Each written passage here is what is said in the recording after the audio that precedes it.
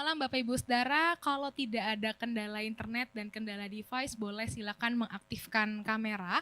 Lalu nanti jika ada pertanyaan bisa melalui Zoom chat ataupun boleh raise hand. Oke, nah mungkin teman-teman yang di sini udah tahu ya kita akan bahas apa. Kita akan bahas apa? Our God is Three in One. Sering jadi lirik lagu ya. Nah, tanpa berlama-lama kita mau mengundang Koko yang sudah bersedia untuk jadi narasumber kita malam hari ini. Boleh panggil sama-sama, kita persilakan. Kodio, boleh maju bersama kami di tempat ini.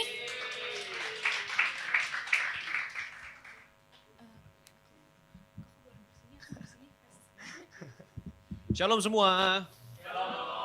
Shalom juga bagi saudara yang menyaksikan lewat online.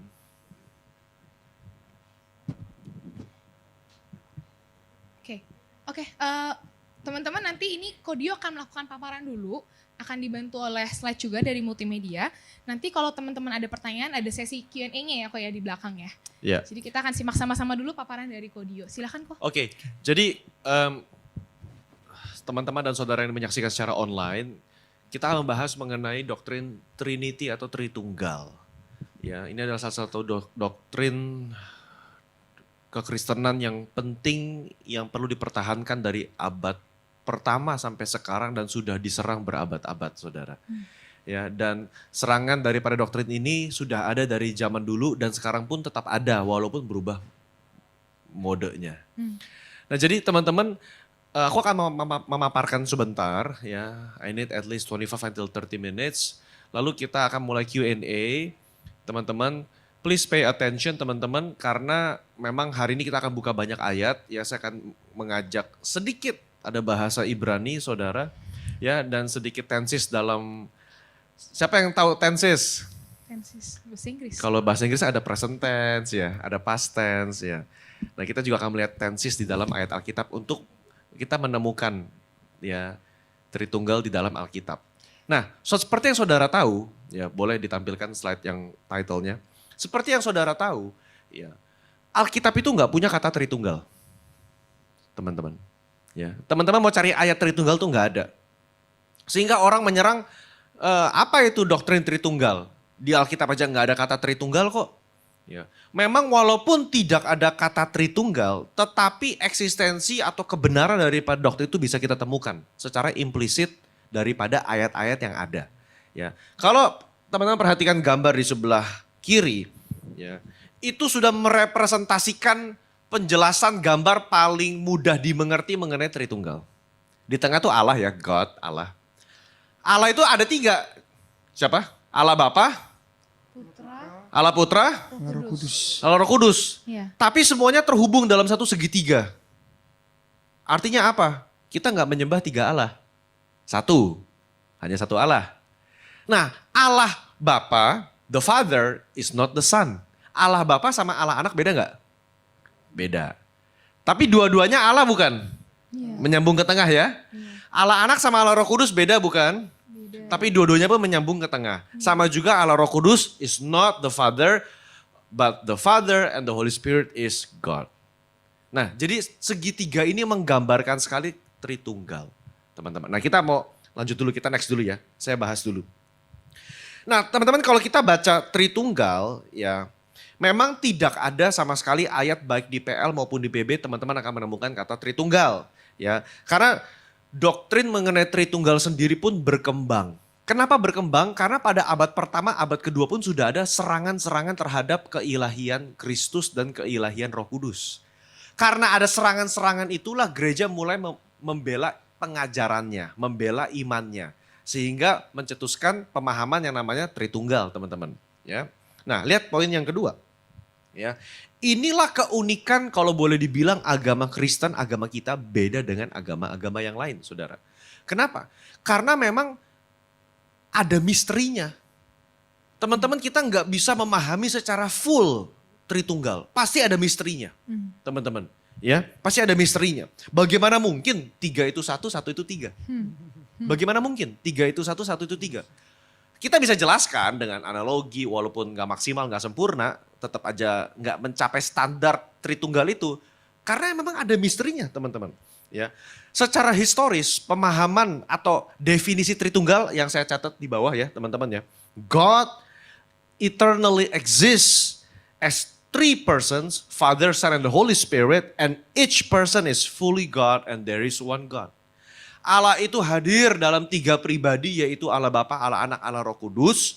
Dan setiap pribadi tersebut adalah Allah dan kita hanya punya satu Allah. Karena itu agama Kristen masuk ke Pancasila, sila pertama. Ketuhanan yang Maha Esa. Apa arti kata Esa? Nah teman-teman perlu ngerti. Arti kata Esa, satu itu sama nggak dengan satu biji? Nah ada bedanya. Nah orang yang nggak ngerti perbedaan kata satu tunggal dengan kata Esa terjebak. Dan ujungnya apa? Mengatakan, wah agama Kristen politeisme, menyembah tiga Allah. Salah itu, sesat itu. Karena nggak mengerti kata Esa. Nah Esa yang kita pahami dalam Alkitab. Kita next ya. Jadi teman-teman ini yang slide 2 secara cepat ya. Pokoknya agama kita itu adalah agama monoteisme. Apa itu monoteis? Mono satu, teis adalah Tuhan. Ya satu aja. Kita nggak menyembah politeisme. Kalau teman-teman kita di agama Hindu menyembah banyak dewa, ya banyak Allah teman-teman ya. Kalau agama Kristen cuma satu. Tapi Allah itu adalah Allah yang Esa, ya Allah yang Esa. Nah ini nanti kita mau bahas teman-teman. Ya, perhatikan, kita punya sahabat sepupu dari gereja Roma Katolik. Kita punya sahabat dari Ortodoks Timur. Teman-teman kalau belajar sejarah gereja nanti tahu gereja Timur sama gereja Barat tuh split, saudara, masa lampau. Lalu kita punya Protestan Injili Reform, saudara, yang dimana turunannya adalah gereja kita Pentakosta. Itu masing-masing beda cara, saudara, ya beda aturan. Tetapi semuanya sepakat satu doktrin ini, doktrin Tritunggal. Betapa penting doktrin ini, saudara. Ya. Jadi saudara yang menjadi ciri khas sekte atau ajaran sesat biasanya teman-teman nih hari-hari ini juga banyak guys ajaran sesat. Saudara-saudara kita dari belahan Indonesia bagian timur itu banyak mengalami serangan ajaran sesat saudara terutama dari sisi Tritunggal gitu. Ya jadi teman-teman yang mempelajari hari ini baik lewat online saudara maupun di tempat ini kita berbahagialah karena kita mempelajari hal yang penting. Next. Nah kita masuk ya teman-teman. Perhatikan perkataan Shema orang Israel. Ya, Shema itu adalah syahadatnya orang Israel. Ya, Ulangan 6 ayat yang keempat. Dengarlah hai orang Israel, Tuhan itu Allah kita, Tuhan itu. Nah LAI menerjemahkan kata Esa Ekat dalam bahasa Ibrani. Ya, coba kita ngomong sama-sama Ekat. Ekat. Ya, Ekat dalam bahasa Ibrani itu artinya satu, kesatuan. Bukan satu tunggal. Gitu ya, bukan satu tunggal seperti saya ngomong satu botol aqua, satu botol, satu tunggal. Saudara, kalau saya ngomong satu buah jeruk, dalamnya ada banyak potongan jeruk ya. Kita ngomongnya berapa jeruk tuh ya? Satu. Karena satu kesatuan. Nah, Ekat seperti itu. Nah, kita mesti ngerti, kenapa? Karena ada bahasa Ibrani untuk yang satu biji yang namanya Yakhid. Jadi kalau teman-teman mempelajari Alkitab dalam bahasa Ibrani, sekarang internet gampang, website bahasa Ibrani gampang sekali, gak usah pusing-pusing teman-teman, ya di Google banyak. Kata satu untuk menunjukkan konotasi tunggal itu memakai kata Yakhid. Tetapi kalau menunjuk satu kesatuan memakai kata Ekat yang artinya kesatuan teman-teman. Nah konsep Ekat inilah yang membedakan kepercayaan bangsa Israel zaman kuno, zaman dulu Timur Tengah, zaman ancient dengan bangsa Kanaan, bangsa Filistin, bangsa Moab, yang menyembah banyak dewa. Ini kan perlu identifier, perlu identitas. Apa bangsa Israel ini bedanya apa sama agama-agama yang lain, bangsa Kanaan? Allah kita adalah Allah yang satu, Allah yang Ekat teman-teman. Bahkan itu sudah ada dalam Kejadian 1 pasal 26, konsep Tritunggal dalam bentuk kata kita. Coba teman-teman baca Kejadian 1 ayat 26. Ya kan, baiklah saya apa kita? Kita. Nah kita kan tahu dalam bahasa Indonesia kata kita menunjuk jamak atau singular? Jamak. Jadi ada konsep-konsep Tritunggal dalam Alkitab. Memang gak ada kata Tritunggal. Cuman secara implisit ada doktrinnya. Baiklah kitanya itu siapa? Nah dunia kepecah 4 kata kita itu. Teman-teman, kalau belajar teologi nanti ada empat perbedaan. Teman-teman, oh kitanya itu Tuhan sama malaikat. Tuhan lagi ngomong sama malaikat. Sama Gabriel, sama Archangel Michael. Yuk kita bikin manusia yuk. Gitu, kita nggak terima. Oh Tuhan lagi ngomong kita itu sama ciptaan yang barusan diciptakan. Jadi Tuhan lagi ngomong sama dunia, Tuhan lagi ngomong sama binatang, Tuhan lagi ngomong sama lautan. Yuk kita bikin manusia yuk. Itu ada interpretasi seperti itu. Kita berbeda. Kita di situ adalah apa? Allah Tritunggal. Allah Bapa, Allah Anak, Allah Roh Kudus. Kita menciptakan manusia menurut gambar dan rupa kita. Ya. Jadi arti kata kita di situ mengandung pemaknaan divine counsel. Apa itu divine counsel? Konsili ilahi. Teman-teman kayak satu grup counsel kan kayak satu grup konsili gitu ya. Grup counsel divine. Next teman-teman. Bahkan di dalam PL saya kasih lihat beberapa contoh aja teman-teman ya. Jadi supaya teman-teman langsung nangkep. Ada beberapa ayat-ayat yang menunjukkan jejak-jejak Tritunggal di dalam perjanjian lama. Ya, teman-teman di dalam Alkitab perjanjian lama teman-teman harus membedakan. Ada malaikat yang secara bahasa Indonesia tuh malaikatnya M-nya besar, Tuhannya Tuhaan-nya besar. Itu malaikat spesial. Yang kita sebut namanya teofani. Teofani adalah insiden di mana Allah Anak masuk ke dalam dunia dalam bentuk PL, dalam bentuk malaikat. Jadi kalau teman-teman tanya, Yesus pernah turun ke dunia enggak zaman PL? Ayo, pernah enggak Yesus turun ke dunia zaman PL? Dalam bentuk malaikat Yud-He, Vav-He, Yahweh, Elohim, Tuhan, ya itu Yesus. Kira-kira yang bergulat sama Yakub di sungai Yabok siapa? Malaikat Tuhan yang pakai M besar. Kok malaikatnya keren banget bisa ganti nama orang? Terus bisa memberkati lagi. Gak sembarang malaikat bisa. Nah, malaikat kan cuma utusan. Biasanya kalau dia ngeberkatin, inilah perintah dari Allah yang maha tinggi. Tapi ada beberapa kali malaikat, aku mengubah nama kamu. Kamu akan diberkati. Punya otoritas. Karena itu namanya teofani. Insiden-insiden di mana Allah Anak itu masuk ke dalam dunia ciptaan dalam perjanjian lama. Tapi belum kebuka semua. Kebukanya dalam perjanjian baru, dalam bentuk Yesus. Gitu. Nah kita lihat dalam Keluaran pasal 23 ayat 20 sampai 22. Ya. Sesungguhnya aku mengutus seorang malaikat berjalan di depanmu untuk melindungi engkau di jalan dan untuk membawa engkau ke tempat yang telah kusediakan. Jagalah dirimu di hadapannya dan dengarkanlah perkataannya. Ini spesial nih. Janganlah engkau mendurhaka kepada malaikat itu. Sebab pelanggaranmu tidak akan diampuninya. Sebab namaku ada di dalam. Wah, powerful. Kita gak nyembah malaikat ya. Tapi yang ini spesial nih. Sampai gak boleh durhaka. Kalau kamu melanggar itu gak bisa gak diampunin.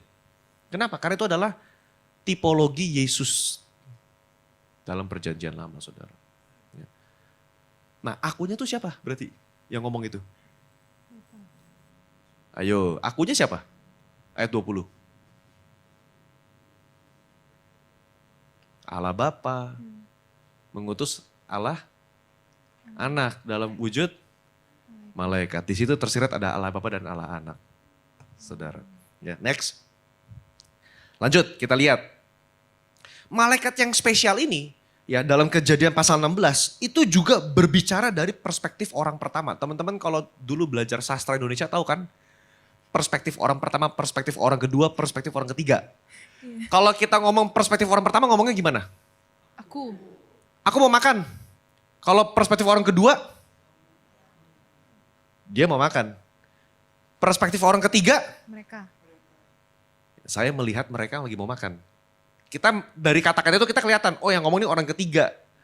Yang ngeliatin saya lagi makan. Perspektif orang kedua, dia lagi makan. Orang ketiga ngeliatin kita lagi makan. Nah itu penting dalam memahami firman. Dalam Kejadian pasal 16 ayat 10 sampai 11 dikatakan, lalu kata malaikat Tuhan itu kepadanya, aku akan membuat sangat banyak keturunanmu sehingga tidak dapat dihitung karena banyaknya. Selanjutnya kata malaikat Tuhan itu kepadanya, engkau mengandung dan akan melahirkan seorang anak laki-laki dan akan menamainya Ismail. Sebab Tuhan telah mendengar tentang penindasan atasmu itu. Teman-teman, ya. Itu malaikat nggak pakai ngomong Tuhan berkata, dengarlah firman Tuhan. Teman-teman ingat perkataan malaikat yang turun ke Daniel? Daniel, aku ini utusan. Doamu telah didengar. Gitu. Aku cuma utusan. Tapi yang ini ngomong dari perspektif orang pertama. Aku. Kok malaikat keren amat ya? Punya otoritas kayak Tuhan. Ya karena itu adalah teofani. Gitu, malaikat Tuhan. Ya. Ada beberapa ayat yang saya kasih lihat dalam poin kedua. Ada Keluaran 16 ayat 13, Hakim-Hakim 13:22, teman-teman ya. Yang dimana itu berkata-kata seperti Allah itu sendiri. Walaupun dapat dibedakan dari Allah, saudara ya. Dapat dibedakan. Ya. Coba lihat yang tuh ayat 11. Malaikat Tuhan berkata kepadanya, sebab Tuhan telah mendengar. Bukan aku loh. Ada Tuhan lagi. Malaikat Tuhan besar berkata kepadanya, sebab Tuhan telah mendengar doamu. Nah Tuhannya itu siapa? Merujuk kepada Allah Tritunggal. Saudara. Sampai sini oke? Lanjut. Ya lanjut. Ini kita kasih secara, ini namanya kita pendekatan biblika teman-teman. Pendekatan biblika, pendekatan dari ayat yang rada susah dibantah. Karena ayat ini sudah ada plek-plek di dalam manuskrip kuno, nggak di kotak-katik teman-teman. Kita nggak pakai penafsiran, nggak pakai sistematik, kita pakai biblika langsung. Ya, langsung dari kata aslinya. Ya. Yesaya 54 ayat yang kelima. Saya kasih bahasa Indonesia, saya kasih bahasa Inggris. Kita baca kalimat pertama aja. Sebab yang menjadi suamimu ialah dia yang menjadikan engkau. Coba lihat bahasa Inggrisnya. For your maker is your husband. Ayo yang sudah ambil kelas bahasa Inggris, kata is dipakai buat subjek apa? Singular atau plural? Singular. Berarti logikanya makernya singular atau plural? Harusnya. Satu, Iya. betul kan? Tapi kalau teman-teman buka kata maker di dalam konkordansi Alkitab Perjanjian Lama dengan bahasa Ibrani, kata maker, yashik di dalam bahasa Ibrani menggunakan pronoun plural. Ibrani juga punya singular plural juga. Dan tiap kata punya seperti bahasa Prancis, ada bahasa Prancis itu ada gender. Ada bahasa kata ini untuk feminim atau maskulin, singular atau plural. Nah, Ibrani juga sama. Kata maker di situ itu merujuk kepada kata plural. Lah kok plural tapi kok dipakai kata is? Harusnya kan are. Iya dong. Tapi dijadikan is karena itu merujuk kepada ekat. Walaupun plural 3 tapi satu kesatuan. Jadi dari ayat ini teman-teman bisa buka, saudara bisa buka bahasa Inggrisnya, lalu cari di Google. Kalau penasaran kok gimana ya cara mau lihat bahasa Ibraninya. Mau lihat dong persis kata pluralnya di mana. Ketik ayatnya di Google, Isaiah 54 verse 5. Lalu ketik interlinear Hebrew. Interlinear Hebrew. Interlinear Hebrew. Teman-teman ketik ayat manapun akan keluar Ibrani transliterasinya. Ya. Jadi teman-teman karena menggunakan kata conjunction is yang menandakan satu orang, ini mengindikasikan konsep Tritunggal dalam Perjanjian Lama. Ya. Nah, sekarang kita lanjut teman-teman. Ya, kita mau masuk kepada PB. Ya, dengan cepat di dalam PB. Teman-teman, ini lebih gampang karena PB sudah sangat jelas karena Yesus sendiri yang banyak ngomong. Yohanes 6 ayat 27. Dikatakan apa? Yang akan diberikan anak manusia kepadamu sebab anak manusia dialah yang disahkan oleh Bapa Allah dengan materainya. Itu sudah sangat jelas ada anak manusia huruf besar artinya bukan anak manusia berarti anak manusia Tuhan Yesus. Lalu ada kata Bapa. Itu sudah ada 2 pribadi di situ. Ya kan? Itu sudah ada 2. Memang gak ada kata Tritunggal tapi sudah ada 2 pribadi. Lalu Yesus diakui sebagai Allah. Saudara nanti lihat aja saudara karakteristik Yesus sebagai Allah. Kan orang pada bilang, oh Yesus bukan Allah, Yesus ciptaan. Yesus cuma nabi. Enggak bisa. Kenapa? Karena karakteristik Yesus di dalam Perjanjian Lama itu memiliki atribut-atribut keilahian saudara. Ya, memiliki atribut-atribut yang manusia biasa itu sebetulnya nggak bisa. Gitu loh. Ya. Yesus maha tahu, dia maha kuasa, dia maha hadir. Teman-teman ya itu bahkan setelah dia bangkit ya. Maha hadir, teman-teman. Ya, ia melakukan perkara pada zaman itu yang diyakini sebagai tindakan Allah. Kok bisa sih Yesus mengampuni dosa? membangkitkan Lazarus setelah lebih dari 3 hari mati. Menyembuhkan orang yang lumpuh setelah berapa tuh? 28 tahun. Pendarahan lebih dari 12 tahun. Kok bisa? Itu hanya perbuatan Allah, saudara. Ya. Bahkan perkataan Yesus sendiri tentang hubungannya kepada Bapa. Dalam Yohanes 10 ayat 30 dikatakan, aku dan Bapa adalah satu. Aku dan Bapa adalah satu. Setidaknya udah dapat 2 nih, 2 pribadi. Aku dan Bapa, teman-teman. Next. Ya. Nah, teman-teman, kalau mau latihan menemukan konsep Tritunggal dalam Perjanjian Baru, ya kalau mau latihan, tiap kali teman-teman baca satu pasal, coba temukan seperti dalam cuplikan ayat ini, Matius 3, 16, 17, coba temukan lalu stabiloin atau garisin pakai pensil 3 pribadi tersebut. Ini kita kayak lagi cari clue. Penulis Alkitab suka menggunakan clue. Kenapa? Karena dalam 1 ayat, 2 ayat, dia bisa menulis langsung 3 pribadi Tritunggal dalam hanya 1-2 ayat. Dia gak ngomong Tritunggal, tapi dia tunjukkan dalam bentuk 3 pribadinya dalam berdempetan. Perhatikan ayat ini. Setelah Yesus keluar dari air, 1 pribadi, ia melihat roh Allah turun, pribadi kedua. Lalu ada suara dari sorga berkata, itu yang ngomong siapa? Rohnya ada yang turun, anaknya lagi dibaptis, yang ngomong ketiga siapa? Bapaknya. Itulah konsep Tritunggal dalam Perjanjian Baru. Jadi ketika kita memahami ini, nanti teman-teman akan secara matanya akan secara otomatis ketika ngebaca firman, ini Tritunggal nih. Ada Roh Kudus, ada anak, ada Bapa. Dalam 2 atau 3 ayat berurutan. Ya. Contoh, dalam 1 ayat, Yohanes 15 ayat 26. Kita baca bersama-sama, 1, 2, 3. Jikalau penghibur yang akan kuutus dari Bapa datang, yaitu roh kebenaran yang keluar dari Bapa, ia akan bersaksi tentang 1 ayat ada 3. Ada roh kebenaran, ada Bapa, ada aku. Tritunggal. Ya, Tritunggal. Bahkan formula doa daripada Paulus menguatkan konsep Tritunggal ini. 2 Korintus 13 ayat 14. Kasih karunia Tuhan Yesus Kristus, kasih Allah, dan persekutuan dengan Roh Kudus yang suka kita ngomong dalam doa berkat kita tiap minggu.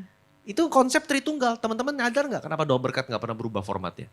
Karena itu mengedepankan doktrin Tritunggal yang gak boleh jemaat lupa.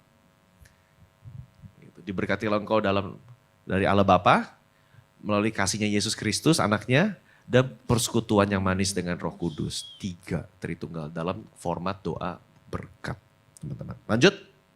Ya, nah ini ada beberapa ayat-ayat lain yang saya kasih teman-teman ya. Dari Paulus di Efesus. Teman-teman lihat deh. Ada roh, ada Bapa. Ya. Dari Rasul Petrus, Petrus 1 ayat yang kedua. Ada Allah Bapa kita yang dikuduskan oleh roh.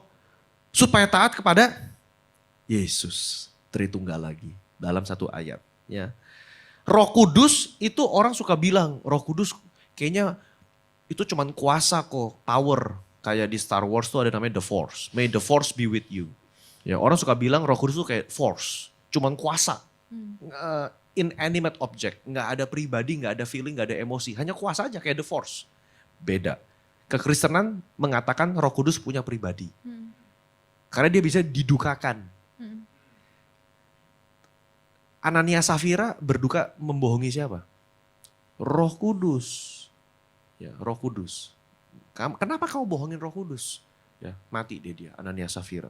Ya. Roh anaknya ke dalam hati kita. Perhatikan, Roh Kudus disebut sebagai roh anak. Artinya apa? Roh Kudus sama roh anak sama gak?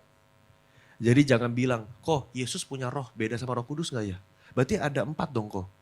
Ada Allah Bapa, ada Yesus, Roh Kudus. Ada pemikiran seperti itu, jadi 4 kita kok. Hati-hati, Roh Yesus sama dengan Roh Kudus. Sama dengan Roh Bapa enggak? Sama. Ya. Nah, nanti kalau teman-teman belajar teologi, itulah perdebatan yang terjadi antara Tritunggal dengan Duitunggal. Ada pemahaman di luar sana yang mengatakan Duitunggal. Karena Roh Kudus keluar dari Bapa, teman-teman. Ya, Roh Kudus keluar dari Bapa. Nanti ayatnya coba mundur sebentar, mundur 1 slide. Yang poin nomor 2. Jikalau penghibur yang akan kuutus dari Bapa datang, yaitu roh kebenaran yang keluar dari Tuh kok rohnya keluar dari. Nah saudara kalau teologi pusing, direbetin kata keluar. Ini keluarnya gimana nih kok? Lahir, memancar radiasi seperti dari matahari panasnya kita rasakan di bumi, atau keluar terpisah? Nah itu, keluarnya menurut teman-teman seperti apa?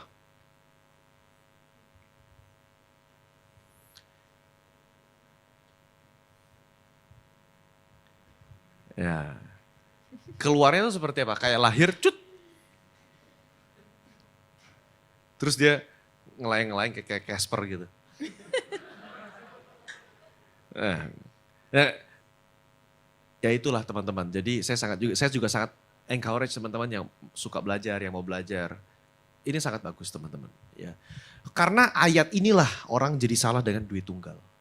Roh keluar dari Bapa, karena keluar jadi dia memiliki roh yang sama dengan Bapa. Dalam konteks itu roh Bapa sama roh kudus sama. Yesus beda sendiri. Jadi dua. Yesus dengan Bapa aja. Nah, itu salah ya. Saudara, itu salah. Lanjut ya teman-teman, lanjut ya. Ya lanjut. Saya masih ada waktu kan ya, kita lanjut ya. Nah teman-teman, sekarang saya mau ngomong sedikit perkembangan. Jadi tadi kita lihat dari Alkitab, PL dan PB, secara implisit ada ayat-ayat, kata-kata yang berbicara menguatkan secara tenses, ya secara grammar, itu Tritunggal. Sekarang kita mau lihat perkembangan dari bapak-bapak gereja abad awal-awal mengenai Tritunggal, teman-teman. Ya. Jadi konsep Tritunggal sejak dari zaman abad awal gereja itu sudah ada. Ya. Nah teman-teman yang paling awal salah satunya adalah Justin Martyr. Ya, kenapa namanya martir? Karena dia mati martir. Ya, tahun 100 sampai 165 setelah Masehi. Artinya apa tuh? Deket banget sama zaman Tuhan Yesus. Yesus mati tahun 33. Paulus mati tahun 68. Bait suci hancur tahun Yerusalem yang Yesus prediksi akan hancur 70-an. Dan dia hidup tahun 100, lumayan deket lah ya. Dibanding kita, dia lebih deket. Kan hidup tahun 100 gitu kan. Istilahnya kejadiannya baru, wah Yesus lahir 60 tahun sebelum saya kan, masih bisa ngomong gitu kan. Paulus mati 30 tahun sebelum saya gitu, masih bisa ngomong seperti itu. Nah dia sudah membuat satu formula baptisan awal-awal. Ya kan, in the name of God, the Father and Lord of the universe and our Savior Jesus Christ and of the Holy Spirit. Ini tuh luar biasa loh. Satu statement ini keluar di tahun 100. Teman-teman di sini baptis ada katekisasi nggak? Ada pengarahan baptisan nggak di sini? Yang sebelum dibaptis? Ada pengarahan nggak? Kenapa ada pengarahan? Awalnya dari mana asalnya? Kenapa baptis itu ada pengarahan? Pernah mikir nggak? Karena zaman dulu abad pertama, abad kedua, abad ketiga, saking banyaknya kesesatan. Jadi gimana cara tahu jemaat yang asli sama jemaat yang sesat, yang nyusup? Ketika dia bisa mengulang formula baptisan dan dia percaya, dia hafal, dia tahu. Makanya diadakan pengarahan baptisan. Diarahkan, diajarkan dulu, terutama konsep Tritunggal. Kalau dia percaya, dia bisa memahami, baru dibaptis. Itulah Kristen yang sejati. Gitu. Makanya kan Rasul Yohanes suka bilang, ada penyusup di antara kamu. Cara taunya cara bedanya gimana? Penyusup sama enggak? Kan orangnya sama. Pemahaman doktrinnya. Gitu. Itu zaman dulu teman-teman. Ya. Nah next teman-teman. Lanjut setelah zaman dia, Justin Martyr, ada namanya bapak gereja namanya Tertullian. Saya mau kasih lihat perkembangannya. Tadi teman-teman notice ya, Justin Martyr cuma tulis satu statement tadi. Ya kan? Lalu sekarang ada satu perbedaan antara Justin Martyr dengan Tertullian. Tertullian menambahkan satu pemahaman. Allah itu satu esensi atau satu substance. Kalau pakai bahasa sepupu kita, satu zat. Zatnya sama. The substance is the same. Mau Allah Bapa, Allah Anak, Allah Roh Kudus, substansinya sama, esensinya sama, esensinya sama. Nggak beda-beda. Gitu. Ya, nggak beda-beda. Kenapa? Karena ini untuk mematahkan pemahaman begini. Oh Allah Bapa, Allah Anak, Allah Roh Kudus beda semua. Jangan-jangan DNA-nya beda. Enggak, sama. Gitu. Pernah dengar gak analogi Tritunggal? Seperti air, ada uap, dalam bentuk liquid, air dalam bentuk uap, gas dalam bentuk beku, es batu. Itulah Tritunggal. Sedikit kurang tepat, teman-teman. Karena es batu saat yang bersamaan gak bisa jadi air, gak bisa jadi uap. Bener gak? Dia harus jadi satu mode dalam satu waktu. Butuh waktu untuk jadi uap, kondensasi jadi air, didinginin jadi es batu. Bisa gak saat detik ini tiga-tiganya terjadi bersamaan? Nah, itulah kegagalan analogi itu. Ya, makanya saya udah gak pakai lagi itu di dalam khotbah. Karena gagalnya di situ. Teman-teman. Tapi Allah itu satu zat gak bisa dipisahkan. Dan terjadi bersamaan. Saat yang bersamaan. Ada Allah Bapa, Allah Roh Kudus. Lalu lanjut. Ada namanya Origen. Teman-teman. Origen mengembangkan konsep ontological trinity. Di sini yang ngambil kelas filsafat pasti sudah pernah dengar kata ontologi. Ada yang ngambil kelas filsafat di kampus? Ada. Apa arti kata ontologi? Ontologi, asal muasal. Asal muasal. Jadi asal muasal ontological trinity, teman-teman itu berbicara mengenai asal muasal dari kekekalan. Yesus katanya kan diciptakan. Ada kan pengajaran seperti itu yang sesat. Yesus dicipta. Berarti kalau Yesus dicipta dia gak kekal. Karena dalam satu momen kekekalan infinity, Yesus dilahirkan, dicipta. Berarti Yesus bukan Allah karena dia pernah dicipta. Nah, ini mematahkan pemahaman itu. Sehingga secara ontologi, asal muasalnya dari sononya, bahasa sederhananya, semua sudah kekal. Gitu. Semua sudah kekal. Ya. Nah, kira-kira seperti itu teman-teman. Yang lalu saya mau lanjut Bapak yang terakhir, Bapak gereja yang terakhir. Ya, kita mesti respect sama opung-opung kita ini. Ya. Bapak gereja Athanasius. Ya. Bapak gereja Athanasius, dia yang sangat terkenal sekali mengeluarkan konsep yang saya bold, homo, ousios, dan konsubstansial. Ya, homo, ousios, dan konsubstansial. Apa itu? Homo, ousios, satu zat. Satu zat. Ya, dan konsubstansial. Kon artinya apa? Bersama-sama. Masing-masing ada substance tetapi mereka bisa dibedakan. Itu nggak bisa dipatahkan. Teman-teman kalau ngerubah kotak-atik dua kata itu teman-teman masuk ke ranah bidat. Sesat. Mau coba kotak-atik nih, kayaknya nggak terlalu homoousios sih kok bisa dibedakan. Nah sesat udah. Kita nggak bisa keluar dari situ. Homoousios konsubstansial. Satu zat, satu esensi, satu substansi, tapi pribadinya bisa dibedakan. Nah terimalah dengan iman. Itu kita mesti terima dengan iman. Karena itu mesti pakai iman. Itulah misterinya. Kita bisa terima dengan gampang, susah-susah gampang. Kita bisa kayak telen, tapi nggak ngerti, tapi bisa telen. Nah itulah iman dengan Tritunggal. Sampai sini oke? Oke. Secara cepat saya akan bahas bidatnya tuh apa aja sih. Kan dari tadi saya ngomong ada ajaran sesat. Ada 5 yang utama ajaran sesat. Setelah itu kita masuk Q&A. Ya. 5 kesesatan. Ya. Yang pertama namanya modalisme atau sabellianisme. Ya, dari pencetusnya namanya Sabellius. Ya, modes. Artinya apa? Kesesatan ini menyatakan bahwa Bapa, Anak, Roh Kudus bukan pribadi yang berbeda-beda. Itu hanya apa? Modesnya aja yang berubah-ubah, manifestasinya yang berubah-ubah dari Allah yang esa. Jadi menurut Sabellius, Allah itu cuma satu. Tapi saat Yesus lahir, Allahnya turun jadi manusia Yesus. Pas dia mati, berubah wujud jadi Allah Bapa di atas. Setelah itu zaman gereja, turun lagi jadi Roh Kudus. Hanya beda manifestasi aja. Allah cuma satu. Itu namanya modalisme atau sabellianisme. Itu dengan analogi es batu, air, uap. Hanya bisa salah satu dalam waktu bersamaan. Gak bisa tiga-tiganya. Nah itu sesat teman-teman ya. Nah lanjut. Arianisme dari pencetus namanya Arius. Arianisme mengklaim bahwa anaknya, Allah anak Yesus Kristus tidak sama kekal dengan Bapa. Kenapa? Karena Yesus itu kan makhluk ciptaan. Dia makhluk ciptaan. Ya. Cuma nabi. Gitu. Nah, Arianisme menyangkal keilahian anak. Karena itu oleh bapak-bapak gereja dicap sesat. Arianisme juga menyangkal pribadi Roh Kudus. Dia nggak punya pribadi, dia cuma kuasa aja, cuma force. Gitu. Itu Arianisme. Jadi Arianisme masih ada nggak kok zaman sekarang? Masih ada. Apapun bentuknya yang menyangkal keilahian Yesus, Arianisme. Kira-kira seperti itu. Ya, kira-kira seperti itu. Kesesatan yang ketiga, namanya Nestorianisme. Ya. Ajaran ini memisahkan keilahian dan kemanusiaan Yesus. Dengan menyatakan Yesus itu sebetulnya dalam hidupnya ada dua pribadi. Yesus yang ilahi sama Yesus yang manusiawi. Gitu. Maria hanya melahirkan Yesus yang manusiawi.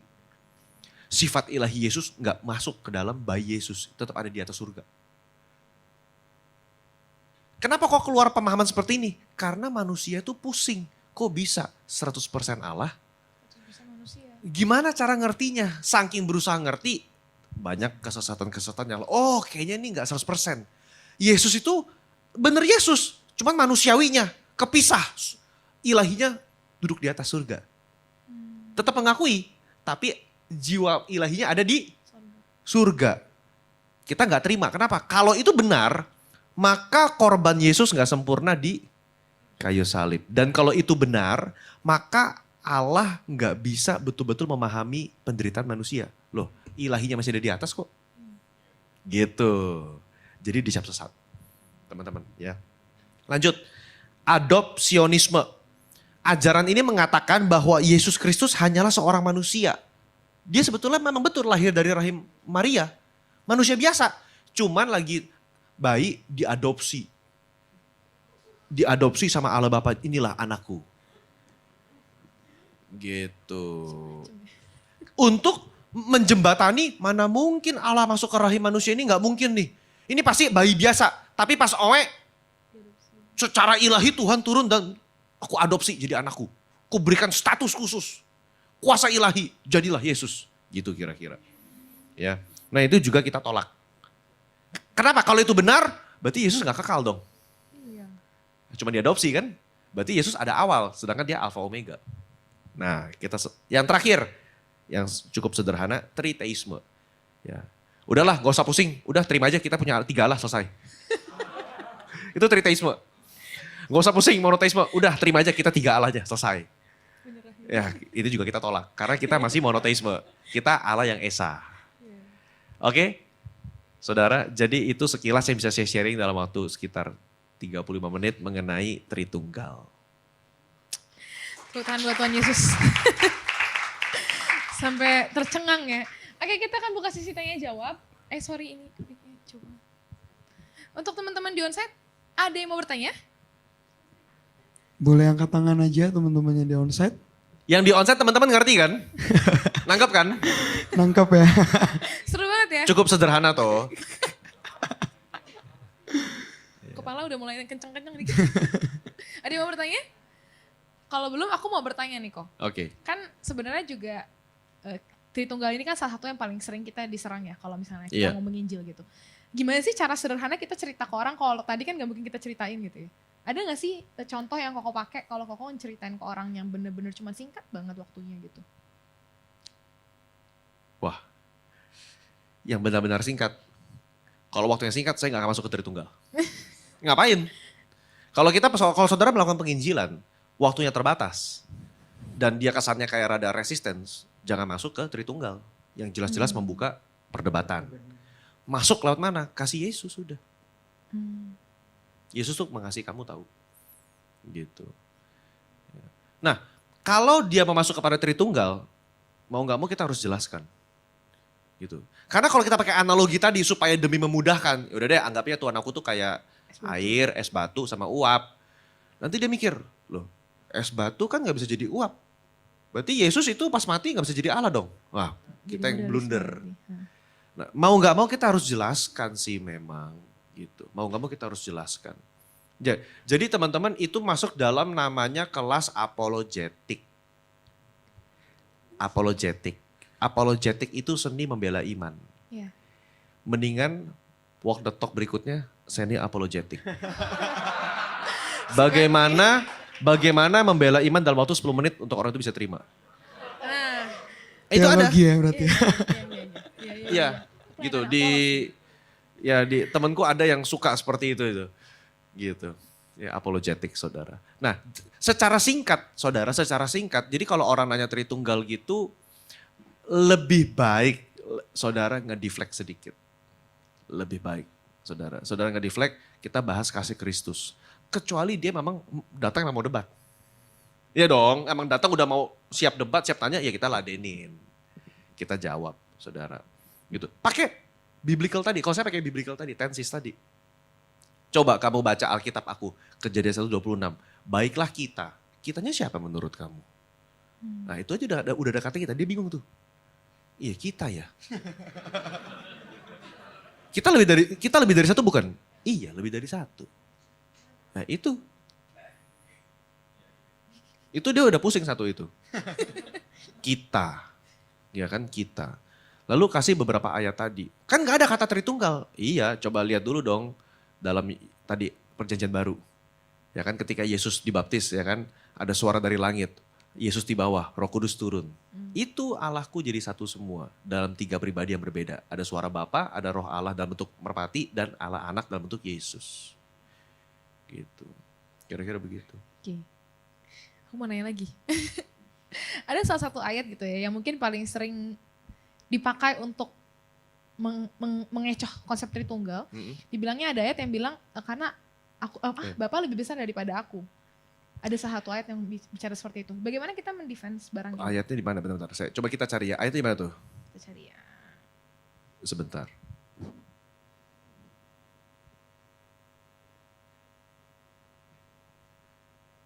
Sambil teman-teman kalau ada yang mau bertanya nanti langsung angkat tangan boleh ya. Sebenarnya pasti banyak pertanyaan. Yohanes 14 ayat 28. Ada ya? Boleh bantu bacain bro? Oke. Sebab Bapakku adalah lebih besar daripada aku. Kamu sudah mendengar apa yang telah kukatakan kepadamu bahwa aku akan pergi tetapi aku akan kembali lagi kepadamu. Jika kamu mengasihi aku maka kamu akan bergembira sebab aku pergi kepada Sang Bapa dan Sang Bapa lebih besar daripada aku. Poinnya adalah dia menekankan tuh, Bapa lebih besar daripada aku. Kalau ada kata lebih besar berarti ada namanya bahasa kerennya subordinasi. Bahasa kerennya itu adalah subordinasi. Berarti Bapa subordinate. Yesus subordinate kepada Bapa. Yesus secara hierarki di bawah Bapa. Gitu kan subordinasi kan. Yesus secara hierarki di bawah Bapa. Itu adalah bidat. Heresi. Kita serangnya membelanya gimana? Membelanya dengan apa? Homoousios konsubstansial. Pemahaman kita nggak subordinasi gitu. Ingat nggak tadi Arianisme? Arianisme menyebut Yesus itu ciptaan. Dia di bawah Bapa karena dicipta. Gitu. Dia di bawah Bapa karena dicipta. Gitu. Nah, saudara bisa attack lagi dari angle lain. Ya. Pemahaman lebih besar nggak selalu merujuk kepada penundukan. Gitu. Pemahaman kata ayat lebih besar nggak selalu menunjuk kepada Yesus itu kayaknya tuh di bawah. Begitu. Nggak selalu. Contohnya bagaimana? Contohnya bagaimana? Ya. Teman-teman, ketika Yesus itu ada di dunia, Filipi mengatakan dia melepas semua atribut keilahiannya dan menjadi sama seperti, mengambil rupa seperti seorang manusia, menjadi sama seperti kita, mengambil rupa seorang hamba, menjadi sama seperti kita.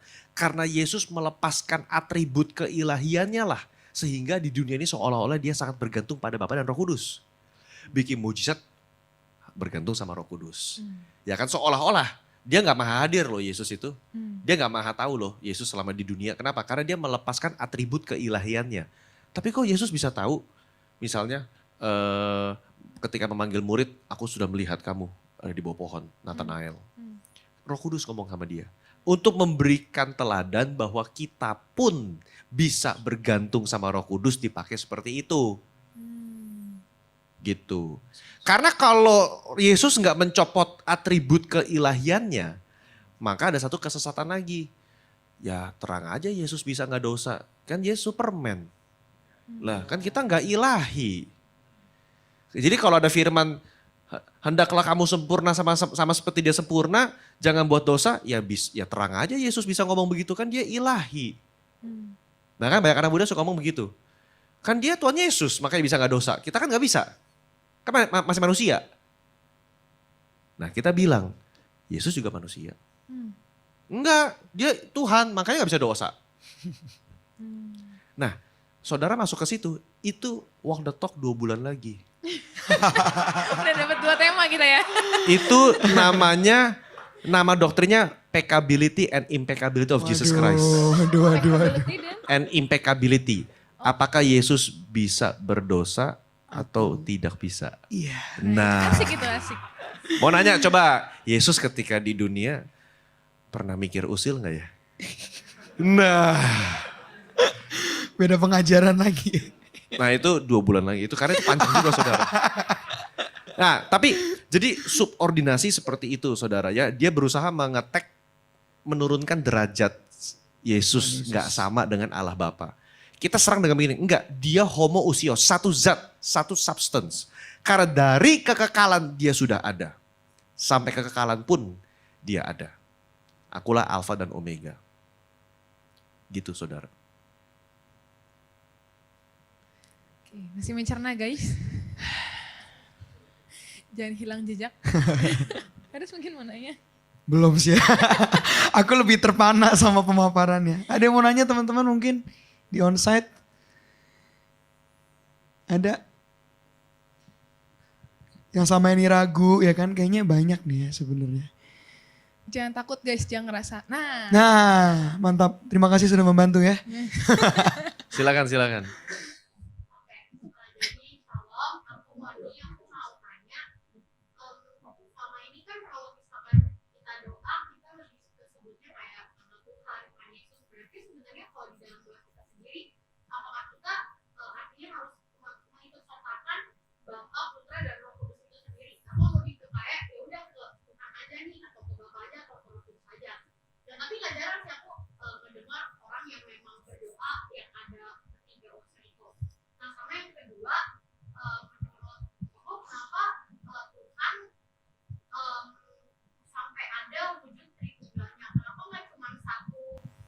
Satu aja gitu, biar kita gak usah pusing. That's a very good question. Nama kamu siapa tadi? Monifa. Yang pertama Monifa, ya. Yang pertama itu, bentar, saya jadi terpana sama pertanyaan kedua. Yang pertama jadi lupa. Boleh kita doa pakai. Iya, jadi sangat disarankan untuk saudara ngobrol dengan ketiga pribadi tersebut. Secara natural kita mungkin umumnya berdoa dengan sebutan Bapa atau Yesus. Kenapa? Karena Yesus banyak sekali gambar personifikasinya. Nonton film Passion of the Christ, kebayang tuh Tuhan Yesus tuh. Roh Kudus mana kebayang? Ya enggak? Ya kan? Bapa kita gambarnya ini apa? Pria gendut berjenggot putih. Duduk di atas tahta dan kebapaan banget gitu kan. Ya kan? Mungkin masih bisa kita bayangin ya, gitu. Cuman kalau teman-teman mau jujur, kalau kita mengatakan mereka adalah 3 pribadi, artinya 3 pribadi tersebut punya kehendak, punya emosi, ya enggak? Kan pribadi. Berarti bisa kita berdoa kepada 3 pribadi.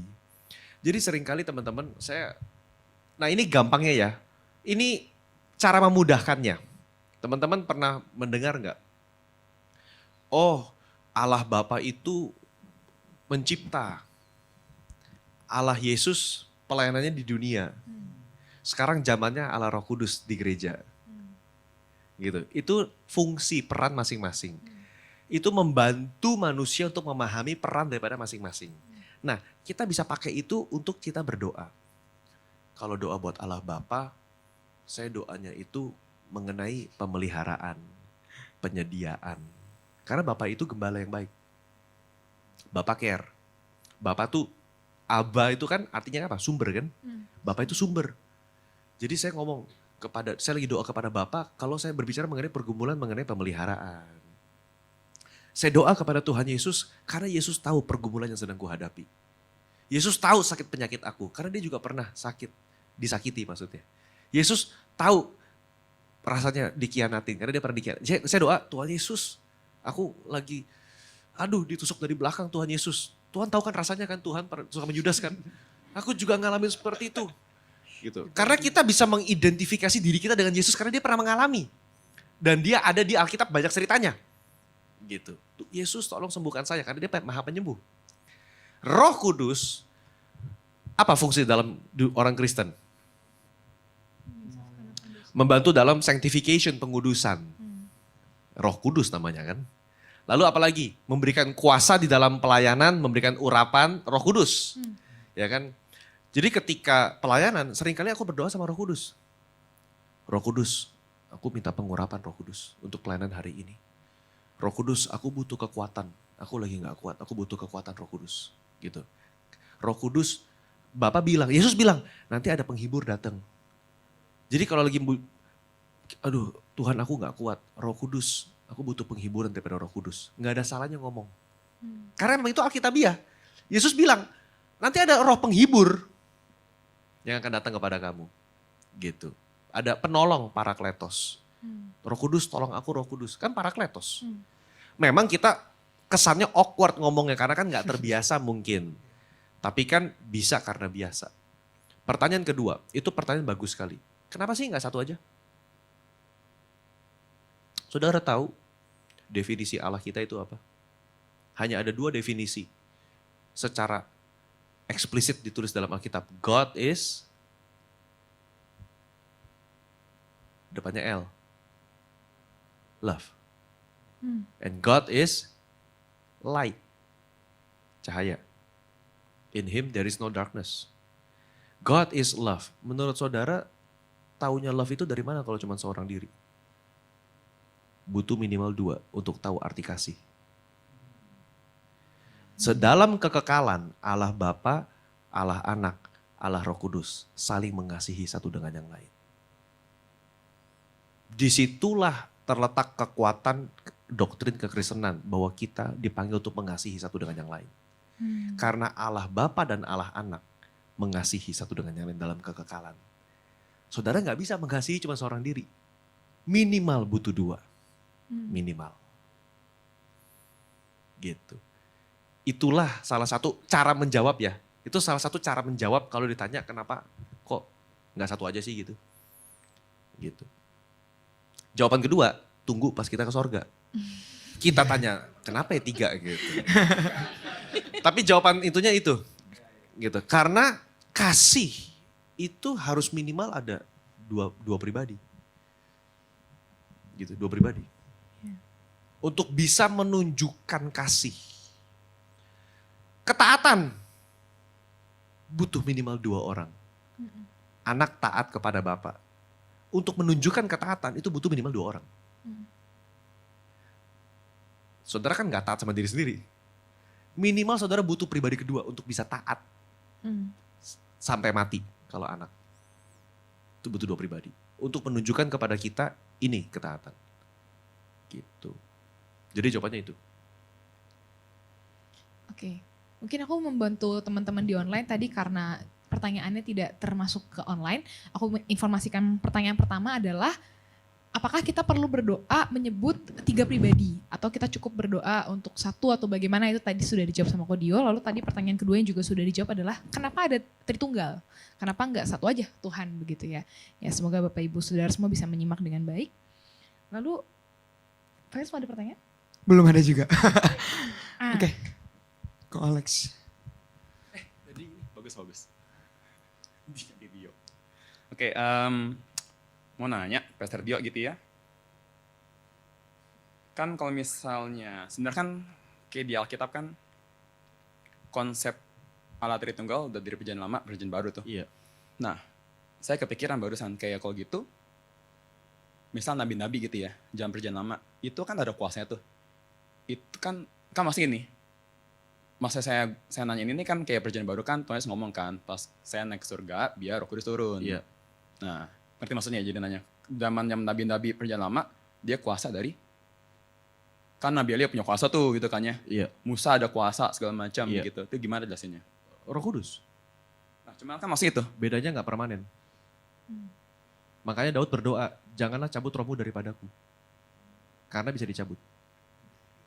Dalam perjanjian baru, orang yang dimasuk dalam perjanjian keselamatan dimeteraikan oleh Roh Kudus. materai nggak bisa dicabut. Itu yang Materai nggak bisa dicabut. Saudara dimateraikan oleh Roh Kudus. Kuasa bisa hilang, pengurapan bisa hilang. Tapi Roh Kudus,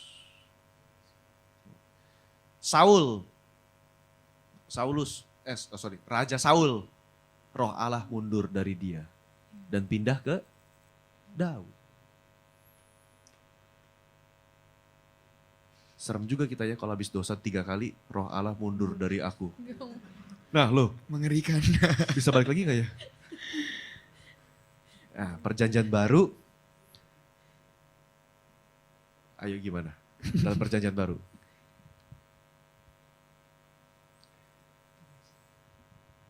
Selama saudara minta ampun, ada pengampunan. Kan Tuhan gak bilang, udah ya 5 kali aja ya maksimal ya. Habis 5 kali nanti Roh Kudusnya mundur. Kan enggak? serem banget. Ngerti gak? Enggak. Saudara. Nah, contoh. Siapa yang Tuhan kasih keahlian untuk membuat Oholiab dan Bezalel. Bezalel ya. Oholiab dan Bezalel. Itu dikasih Roh Kudus untuk keahlian itu. Spesifik. Gitu. Ya. Saul ketika dalam rombongan para nabi mendadak bisa bernubuat. Roh Kudus hinggap. Ya kan? Roh Kudus hinggap. Tapi enggak seterusnya kan? Kenapa enggak seterusnya? Karena Yesus belum mati. Roh Kudus belum bisa turun. Jadi hanya sementara. Dipakainya hanya sementara. Gitu. Simpson. Penuh urapan, kuasa. Tapi ada syarat. Nazir, jangan potong rambut. Ya kan? Jangan kelanang. Gitu. Sekali dia dipotong rambutnya, Agak loading ya barusan. kayak ada jeda sedetik gitu ya. Lagi mikir, ini lanang apaan ya. Lanang. Sekali dipotong, kekuatannya hilang. Terakhir dia minta, Tuhan kalau boleh kasih 1 kali lagi kekuatan terakhir. Dorong viral. Mm-mm. Orang yang dalam perjanjian baru, the new covenant. The new covenant, kitab Ibrani berkata bukan berdasarkan darah kambing domba yang hanya bisa menutupi dosa setahun. Cuma setahun sekali. Yom Kippur kan, cuma bisa menutupi dosa cuma setahun. Tahun depan ngulang lagi potong kambing domba. Darah Yesus sekali untuk selama-lamanya. Karena itu saudara jangan dukakan Roh Kudus. Bisa nggak mendukakan Roh Kudus? Bisa. Ujung-ujungnya jadi menolak Yesus. Jadi murtad, ujungnya jadi nggak selamat. Bisa. Tapi prosesnya panjang. Gitu. Makanya saudara, kalau hari ini saudara mau berdoa seperti Daud, Tuhan jangan ambil rohmu daripadaku. Lebih tepat, pengurapannya jangan diambil. Gitu. Karena Roh Kudus memeterai dalam keselamatan saudara. Pengurapannya, kuasanya bisa hilang. Pengurapannya bisa turun. Bisa. Gitu. Nangkep? Gitu saudara. Di online apa ada pertanyaan? Kalau belum aku mau nanya lagi. Silakan. Boleh Ci, Excited silakan sekali Ci. Ini masuk jadi kristologi kayaknya nih. Salah satu nubuatan paling banyak tentang kelahiran Yesus kan di Yesaya. Dan Oke. di situ kan dibilang namanya disebut orang penasihat ajaib. Oke. Kan ada salah satunya tuh Bapak yang kekal tuh kok. Iya. Oh, Kita kalau cari nggak ya. salah, oke. Kita supaya nggak salah kutip, kita coba buka ayatnya apa ya Boleh. namanya? Yesaya, sebentar. Yesaya 55 kalau nggak salah. Yesaya Bapak yang kekal. Yesaya 9 ayat 5 ya?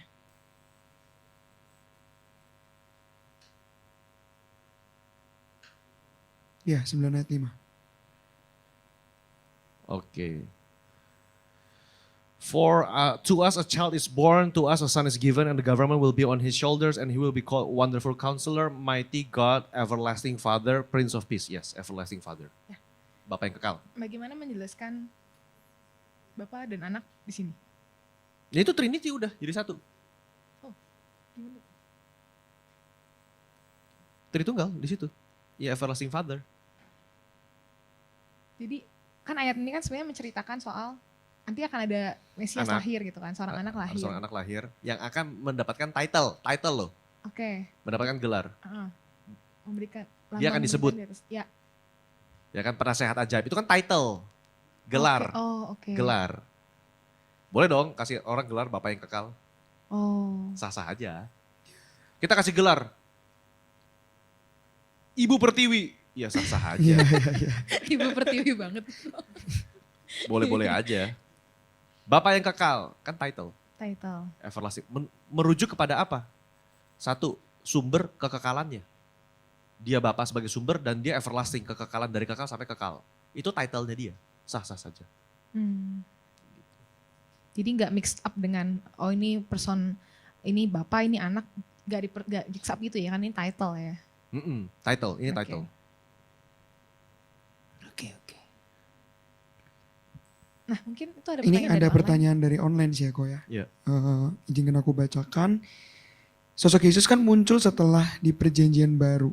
Jadi di perjanjian lama apa yang dilakukan Yesus atau sebagai anak Allah anak? Apa yang dilakukan? Ya lebih spesifiknya ya seperti itu sih. Apa yang dilakukan Yesus sebelum di perjanjian baru. Ya itu saya bilang, dalam insiden teofani kita melihat Yesus turun. Malaikat tadi. Malaikatnya turun. Bergulat dengan Yakub di sungai Yabok. Gitu. Yang tadi kita baca tuh teofani itu. Malaikat Yud He Vat He. Malaikat Tuhannya yang Tuhannya besar semua huruf kapital. Nah itu. Gitu. Memang penekanannya kepada Allah Bapa pencipta. Penekanan. Dalam perjanjian lama Kristus tersembunyi, dalam perjanjian baru Kristus terbuka. Gitu. Selalu harus mengerti, perjanjian lama Kristus tersembunyi, perjanjian baru Kristus terbuka. Ya. Jadi sebetulnya kalau kita mau jujur, dari Kejadian 1 ayat 1 pun sudah ada. Gitu. Coba kita lihat ya, kita buka yuk. Kalau nanya nih, Yesus ngapain kerjanya? Coba Kejadian. Agak nganggur ya. Pada mulanya Allah menciptakan langit dan bumi. Iya. Terus apa lagi tuh? Bumi belum terbentuk dan kosong. Ah, Laut terus? Kita menutupi samudera raya. Dan roh Allah. Allah. Siapa yang layang-layang itu?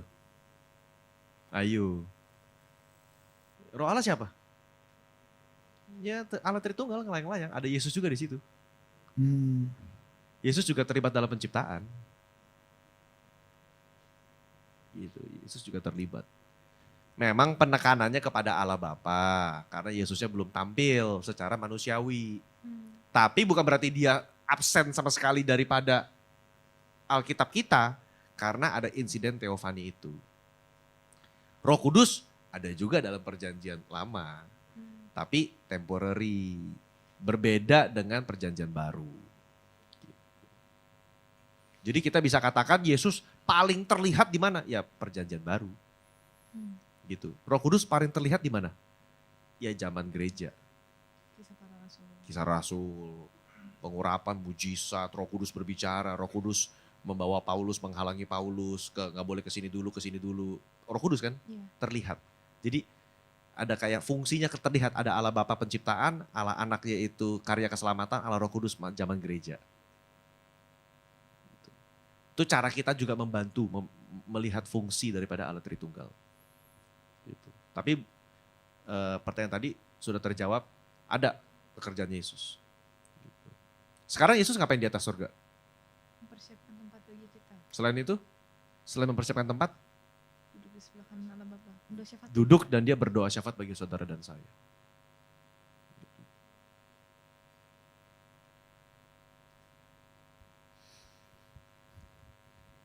Iya. Dia pikir saking banyak pertanyaan. Iya. Oke. Kok aku nih tiba-tiba terlintas aja. Lucifer tuh tahu konsep tentang ini gak kok? Apa? Iblis itu si jahat gitu yang kita sebut. Tahu tentang konsep Tritunggal ini atau enggak? Oh tahu. Dalam kisah Ayub, dia berdiri di hadapan Allah Bapa dan di antara malaikat sidang Allah dan dia menuntut Ayub. Iya sih, iya.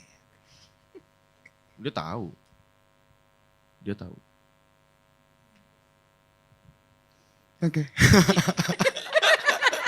Sebenarnya pertanyaan terlintas saja. Ada yang mau nanya? Oh, jadi banyak. Banyak ya. Silakan.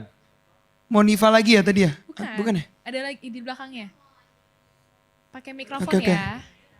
Kita save dulu ya tadi angkat tangan, ntar Oke. jangan turun tangan ya. Kok tadi aku kepikiran kan berarti Tuhan itu kasih dan terang. Dan untuk ibaratnya kalau kasih itu harus ada dua orang. Tapi kenapa gak antara Allah Bapa terus Allah anaknya itu bukan termasuk dalam Tuhan itu sendiri. Jadi memang Tuhannya itu the Father, the God yang paling tingginya itu Allah Bapa itu sendiri, bukan Allah anaknya. Justru Allah anaknya itu seperti kayak oke, gue mengasihi lu, Allah anak ya udah itu wujud kasihnya. Jadi bukan termasuk dalam kesatuan God-nya itu. Jadi cuman memang benar-benar satu, yaitu Allah Bapa. Gimana? Gimana? Ada, iya memang ada. Jadi memang yang Kenapa nggak kenapa nggak politeisme aja gitu? Maksudnya kenapa nggak kita yang menganut 3 Allah aja? justru satu aja, satunya itu adalah Allah Bapa itu sendiri. Dia menyatakan kasihnya kepada Allah Anak, dan itu adalah wujud kasih Allah Bapa kepada Allah Anak. Iya betul, Jadi, yang kamu ngomong itu betul. nah, maksud Betul. aku kenapa jadinya tergolong dalam Tritunggal itu, kenapa gak benar-benar Allah Bapa aja? Karena kan memang yang benar-benar dia mengasihi Allah Anak ini gitu. Betul, makanya kita sebut homoousios, satu zat. Sama, satu. Tapi Allah Anaknya juga kita sembah kan? Iya karena punya 3 pribadi. Itulah Mungkin- misteri Tritunggal. Oke. Mungkin maksud Moni ini kali ya. Kenapa enggak Allah Bapa sendiri yang menjadi Allah Anak untuk berkorban gitu ya mungkin. Bagus Mon, ini kita lagi sekolah Aduh, teologi sorry by banget. the way. Oke, jadi karena menurut aku kalau misalkan Allah Bapa, God itu maksudnya kayak dalam cerita-cerita yang ada gitu, kayak Lordnya, God-nya tuh satu doang. Mungkin yang lainnya kayak perintilannya kayak mungkin Kayak aku gak tahu. peri-perinya ya fairy tale. Iya, lebih ke kayak ini ibaratnya penjaga yang paling besar kedua gitu kan. Kayak penjaga besar ketiga. Maksud aku kenapa kayak ya udah, tapi the real God benerannya tuh cuma satu, yaitu Allah Bapa. Nah, baru Allah Bapa misalkan mengasihi Allah Anak karena dia itu mewujudkan cinta dia, terang dia kepada Allah Anak ini. Jadi kayak Allah Anak ini tuh bukan korban sih. Maksudnya korban penerima kasih itu dari Allah Bapa. Iya betul. Yesus, Roh Kudus dan Bapa dalam kekekalan saling mengasihi dan memberi kasih. Mungkin pertanyaan Moni lebih Nah, ke kenapa dihitung jadi Tuhan kalau gitu kenapa ya? nggak ada satu yang besar kayak dalam satu agama kalau nggak salah ada dewa yang paling tingginya gitu kan.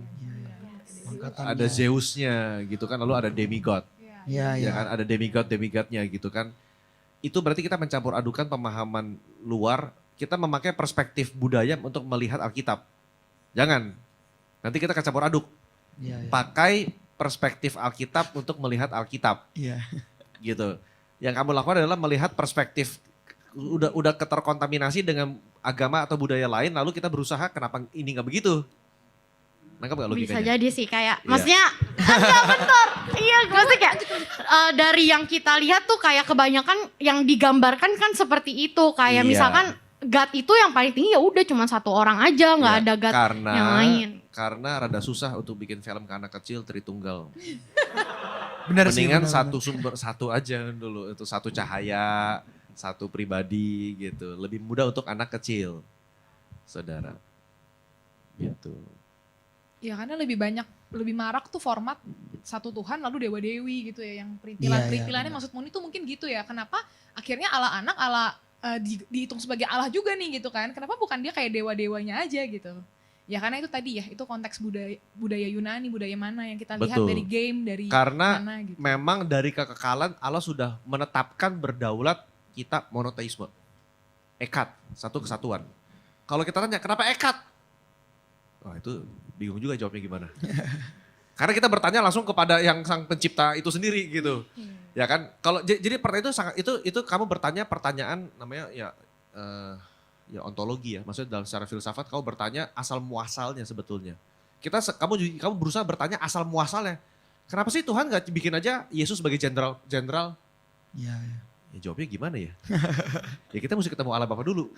Nanya, kenapa nggak Yesus dalam satu parallel universe ada satu agama Kristen Alkitab yang Yesus sebagai jenderal dan Holy Spirit sebagai menteri pertahanan. Iya. Allah Bapa sebagai presidennya gitu. Bisa juga kan? Iya. Beda universe ya. Cuman ya nah saudara ya perhatikan manusia berusaha melawan Allah dengan membentuk konsep multiverse. Konsep multiverse sendiri berusaha memberontak melawan Allah karena mereka nggak terima bahwa Tuhan hanya menciptakan dunia cuma satu. Mereka berkata ada yang lain pasti. Kita berkata cuma satu, bumi ini aja.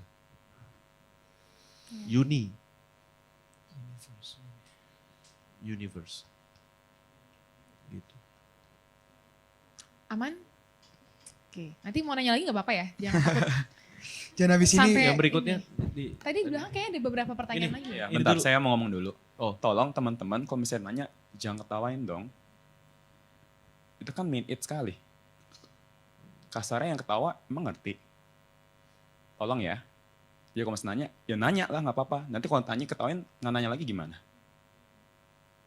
Oke, thank you. Ya silakan yang mau nanya, lanjut. Boleh tadi Rian ya? Rian boleh bertanya. Oke, halo kok. Jadi aku mau nanya, kan tadi mungkin udah dijelasin di ayat Yesaya soal title gitu kan. Nah, biasa tuh kalau misalnya aku pribadi, doa tuh kadang nganggep, kan doa aku kan biasa doa nyebutnya Tuhan kan. Dan aku pribadi ya, biasa nganggep tuh Tuhan Yesus sebagai sosok Bapa.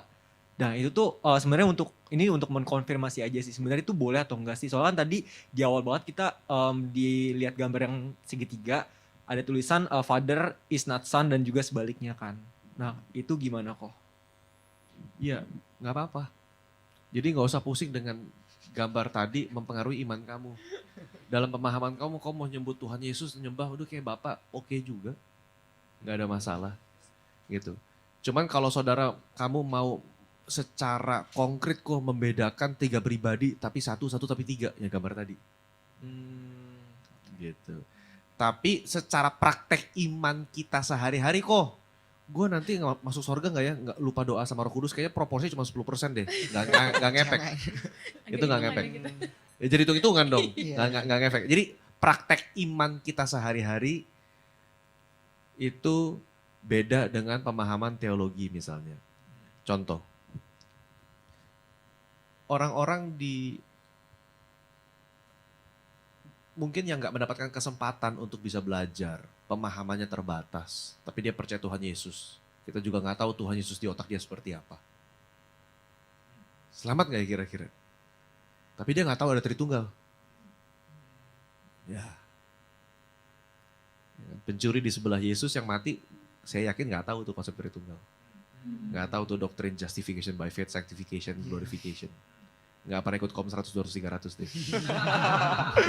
yang dia tahu pokoknya saya penyamun, saya minta izin sama yang punya kerajaan, saya minta masuk, pas melek mata, masuk. Udah. Jadi jangan sampai ini jadi kayak saudara jadi kayak, aduh saya berarti pagi doa sama Allah Bapa, siang sama Tuhan Yesus, malam sama Roh Kudus nih, biar semua sama-sama adil, sama-sama happy. Enggak.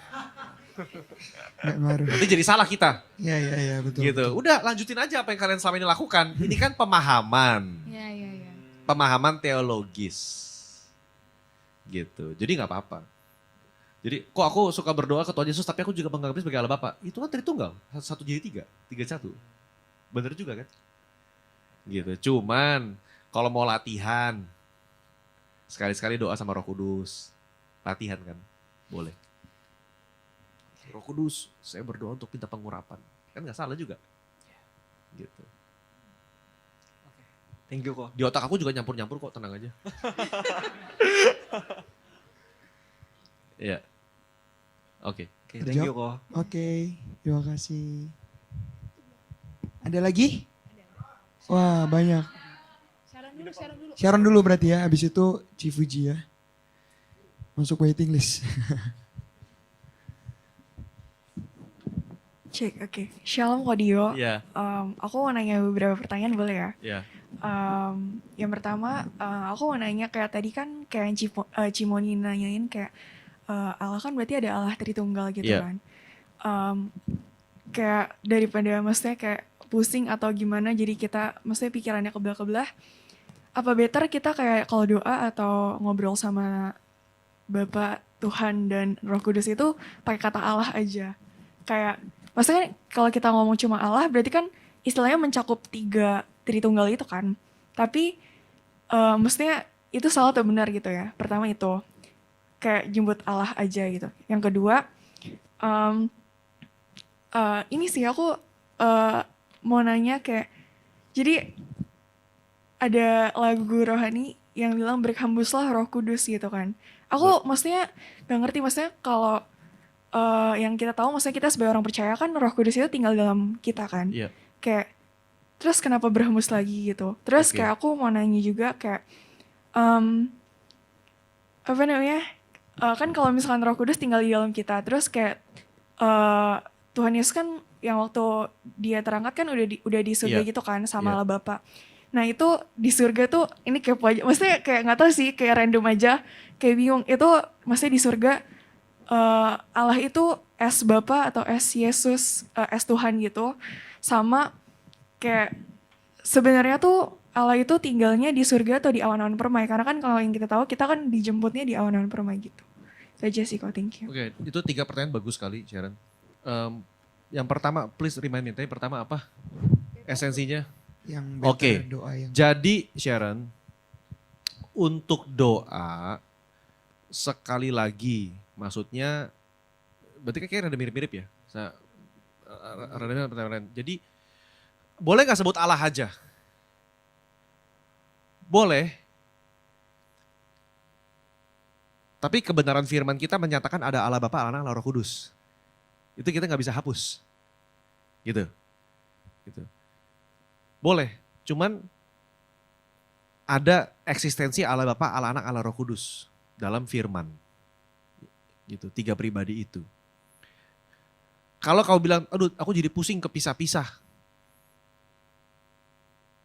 Ya, welcome to adulthood. Ya, di mana dunia semakin kompleks ya semakin kita dewasa ya. Gitu. Ya.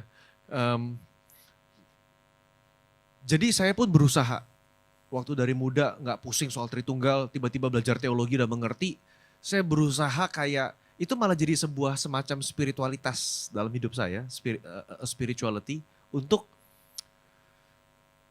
kalau Yesus tuh kayak contoh kemarin kita Paskah, saya ingat itu Yesus karena Yesus yang disalib. Iya, iya. Gitu loh. Saya langsung fokusnya tuh kayak aduh Tuhan Yesus. Kasihan amat Tuhan Yesus kau mati bagi dosa saya. Saya kan fokusnya kalau doa tuh kan ngeliatnya kayak aduh Tuhan berdarah-darah. Kan kita kan ngeliat film Passion of the Christ kan. Gitu. Tapi nanti bulan Mei Roh Kudus. pencurahan Roh Kudus. Itu saya berdoa Tuhan kirimkan Roh Kudusmu ya kan. Atau pakai nanti nyambung ke pertanyaan kedua ya. Hembuskan Roh Kudusmu Tuhan gitu kan. Nah saya membayangkannya Roh Kudus seperti merpati yang sedang terbang. Shhh, gitu. Atau seperti tiupan angin keras seperti Kisah Rasul pasal yang kedua. Gitu. Jadi pertanyaan pertama ya gak usah pusing. Ya kamu selama ini doa seperti apa lanjutin aja. Lanjutin aja. Ya. Tapi gak ada salahnya untuk berdoa kepada Allah Bapa, Allah Anak, Allah Roh Kudus. Gak ada salahnya. Gak ada salahnya. Gitu ya. Pertanyaan kedua. Lagu berhembuslah Roh Kudus. Kan Roh Kudus udah di dalam kita. Ngapain berhembus lagi? Pertanyaan kamu itu susah-susah gampang. Karena menyentuh kepada doktrin. Doktrin yaitu konsep baptisan Roh Kudus menurut Injili, Reform dengan menurut Pentakosta. Menurut kaum Injili dan Reform, Roh Kudus itu masuk ke dalam hidup manusia itu saat dia lahir baru atau namanya regenerasi atau saat bertobat. Roh Kudus masuk. Saat kamu terima keselamatan, Roh Kudus yang saya bilang tadi memeteraikan, ya kan? Keselamatan kamu. Udah masuk Roh Kudusnya. Nah, Pentakosta gereja kita mengatakan ada second distinct experience di luar keselamatan yaitu apa? Baptisan Roh Kudus. Ya. Ini gampangnya ya. Ya, kita bikin bingung sekalian malam hari ini. Mari kita buka Alkitab. Ya, kita bikin bingung sekalian. Mari kita buka kitab sebentar ya.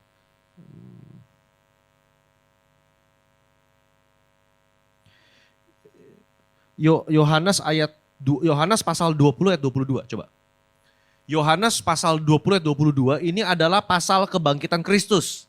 Ya, kalau saudara baca dari ayat pertama, pada hari pertama minggu itu, berarti 2 minggu lalu ya, minggu Paskah ya. Lalu turun, Yesus menampakkan kepada Maria Magdalena, lalu turun sampai ayat ke-20. Ketika hari sudah malam, ayat 19, pada hari pertama minggu itu, berarti kapan?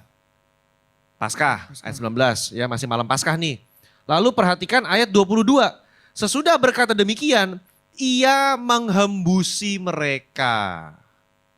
Dan berkata, Terimalah Roh Kudus. saya mau jawab 2 pertanyaan sekaligus bikin saudara bingung. Berarti minggu Paskah sudah terima Roh Kudus belum? Sudah. Minggu Paskah? Malam minggu? Yesus ngomong apa? Betul udah terima belum? Masa Yesus bercandaan? Terima tapi gak terima? Ayo, malam minggu Paskah udah terima Roh Kudus belum? Udah Sudah. dong. Kan Yesus ngomong, sesudah berkata demikian ia menghembusi mereka dan berkata, Terimalah Roh Kudus. betul udah terima belum? Sudah. Nah, kok masih butuh Kisah Rasul pasal 2 di mana Roh Kudus turun? Nah, ini yang saya suka bilang. Baptisan Roh Kudus dapat terjadi lebih dari sekali.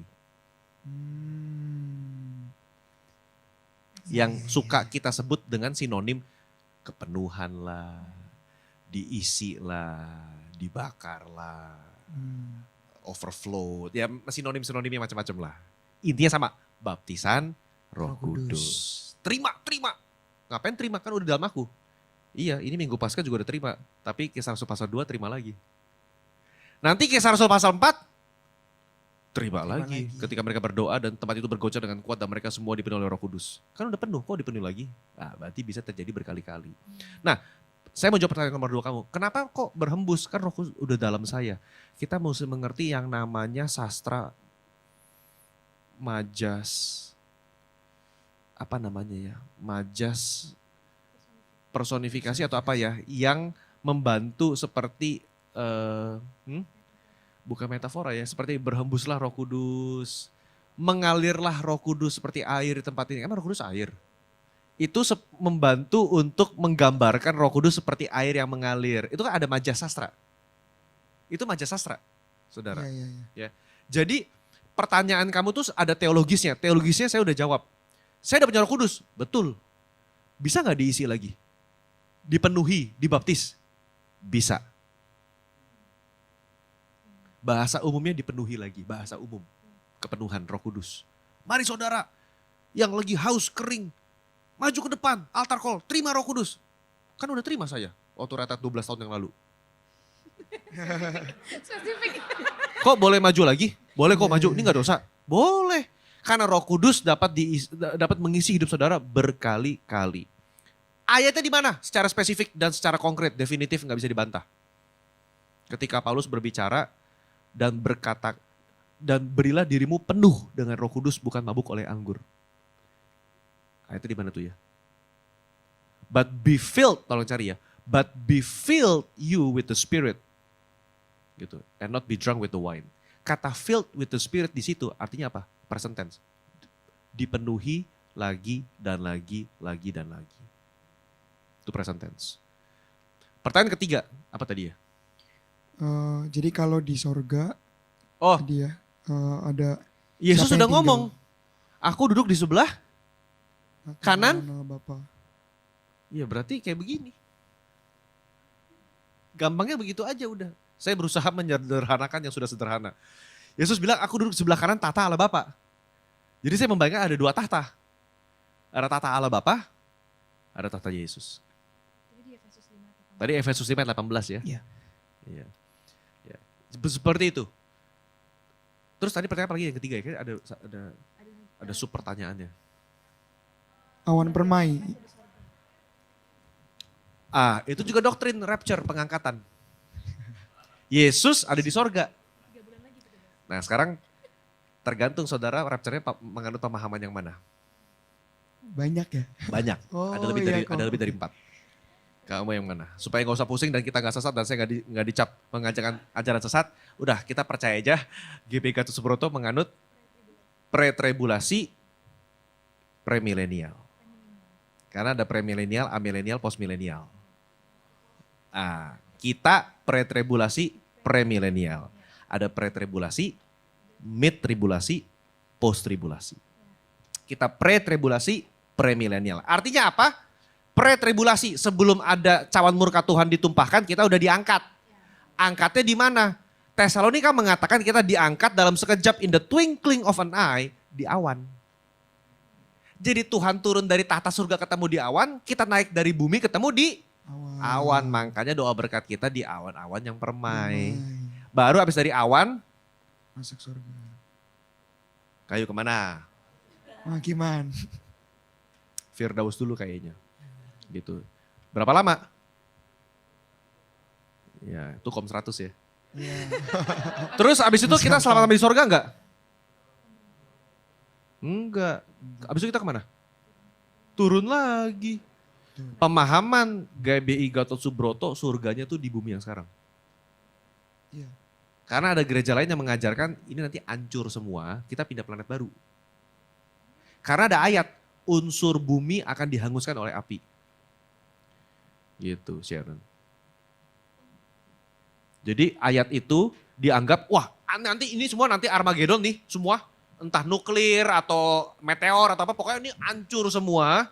Kita diangkat pindah ke nggak tahu di mana. Langit bumi yang baru ya. Ya, LB3, langit baru bumi baru. Saya beda pemahamannya. Bukan saya, gereja kita beda. Ini yang saya bahas di MDPJ 2 bulan sebelum onsite Februari. Kan saya terakhir saya sharing tuh di MDPJ kalau saudara ngikutin keselamatan kosmos. Kalau saudara guru kom, nanti bulan Mei akan ada seminar kom. Eskatologi dari Dr. Gani Wiono, itu nanti di RCC kita akan bahas ini, keselamatan kosmos. Kenapa kita bicara keselamatan kosmos? Karena kita perlu care dengan creation. Saya kan ngomong itu di MDPJ, kita perlu care dengan animal, kita perlu care dengan tumbuhan, kita perlu go green, kita perlu menjaga environment. Kenapa? Karena nanti kita akan kembali memerintah di bumi, jadi jangan semena-mena dengan bumi ini. Kalau pemahaman kita nanti hancur, ya udah ngapain kok dipeduliin, kita juga hancur.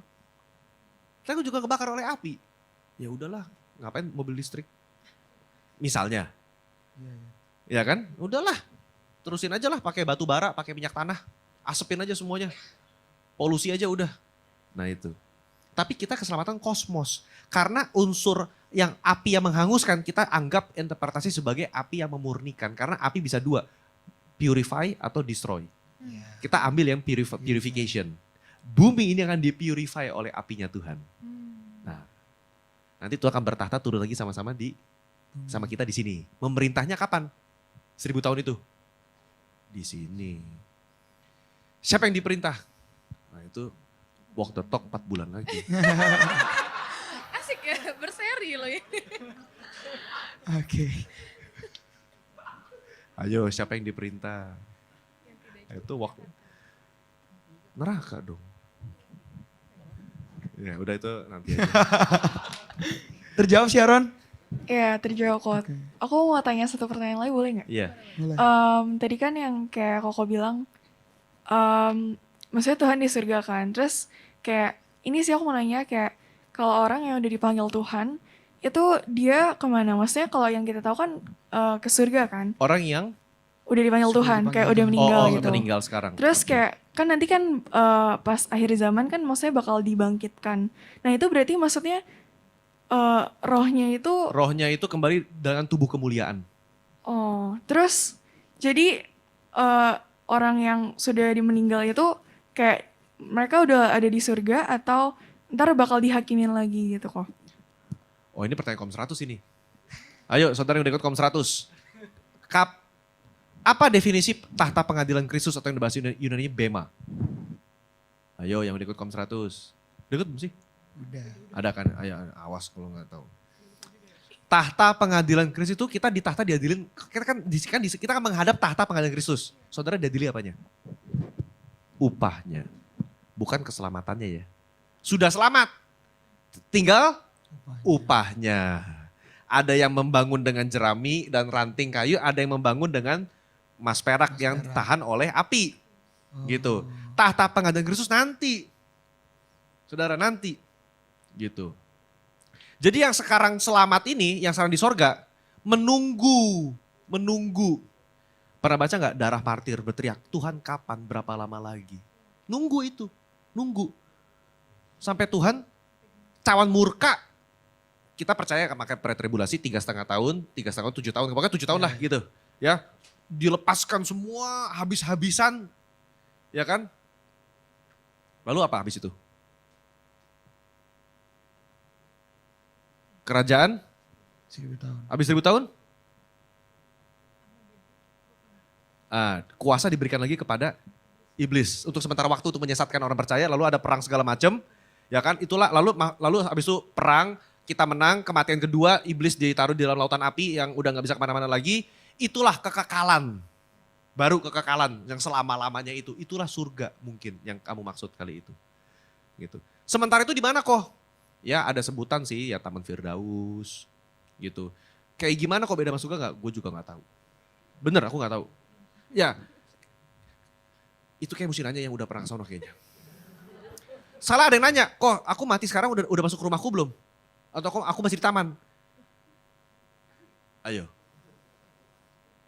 Nah, ayo, saudara mati sekarang nih, udah masuk ke rumah atau di taman dulu? Nah, itu yang saya nggak mau jawab. Kenapa? Karena saya bukan ahli di situ dan saya nggak terlalu pusing. Yang penting saya terima Tuhan. Yang penting saya sama Tuhan Yesus sudah beres. Nggak peduli mau di taman, mau di rumah, nggak usah pusing. Iya. Ngerti nggak sih? Benar. Nggak usah pusing. Yang penting udah sama Tuhan Yesus. Tuhan suruh saya di taman juga saya seneng. Dio, kamu tenda aja. Siap Tuhan. Udah beres. Iya, yang penting udah di sana sama Tuhan. Selesai, nggak usah pusing. Gerbang ya. Tahu nggak? Nah, mohon maaf ya.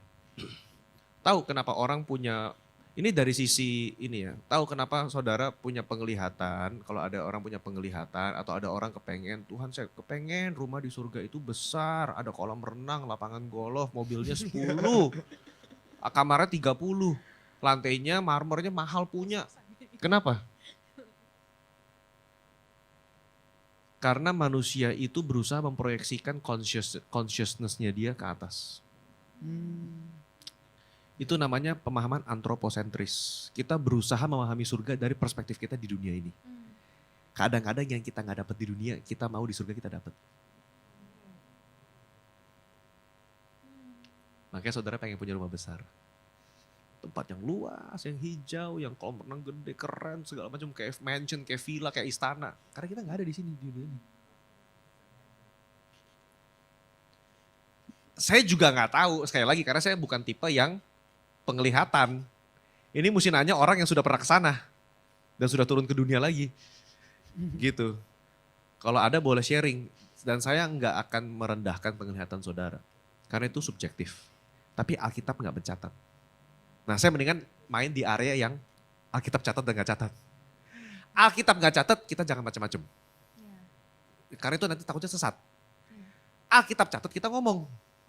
Tuhan mencatat, dia akan mempersiapkan rumah. Ya kan? Aku mempersiapkan rumah bagimu. Udah selesai, mau rumahnya gimana saya gak usah pusing. Mau tipe rumah sangat sederhana. Rumah sangat-sangat sederhana. Rumah 1 lantai, rumah 2 lantai. Saya gak pusing. Ngapain lagi kita pusing? Ujungnya tau gak? Kalau pusing berarti saudara ujungnya kita jadi banding-bandingin lagi dong di surga. Iya. Loh, banding-bandingin bukan nanti kita jadi jatuh ke dalam dosa lagi. Sana udah gak ada dosa, udah gak ada banding-bandingin. Gak usah pusing, mau rumah 1 lantai, 2 lantai.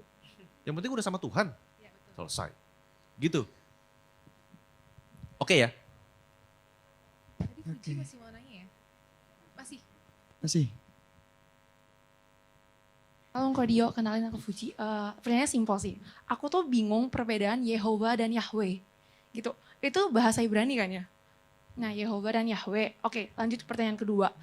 Yang aku pengertiin, tadi aku coba searching kan kayak, karena di pola pikir aku tuh Yehovah itu tuh cuman satu dan ada kan agama yang khusus itu kan. Jadi kalau aku mengiyakan Yehova, aku tuh seolah-olah tidak hanya percaya kepada Yehovanya aja gitu. Nah aku tuh nggak paham perihal Yehova, Yahweh gitu-gitu.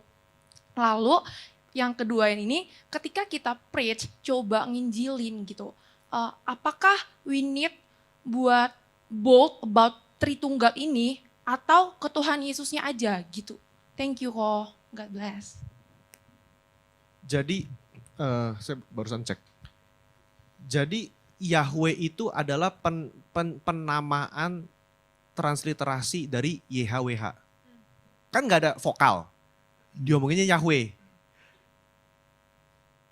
Gitu. Kesepakatannya Yahweh. Tapi kan orang Ibrani nggak boleh ngomong itu, nama itu kan sakral. Mereka sebutnya apa? Elohim. Setiap kali ketemu konsonan Yud He Vav He ngomongnya Elohim. Jehovah itu bahasa Inggrisnya Yahweh. Jehovah. Gitu. Jehovah.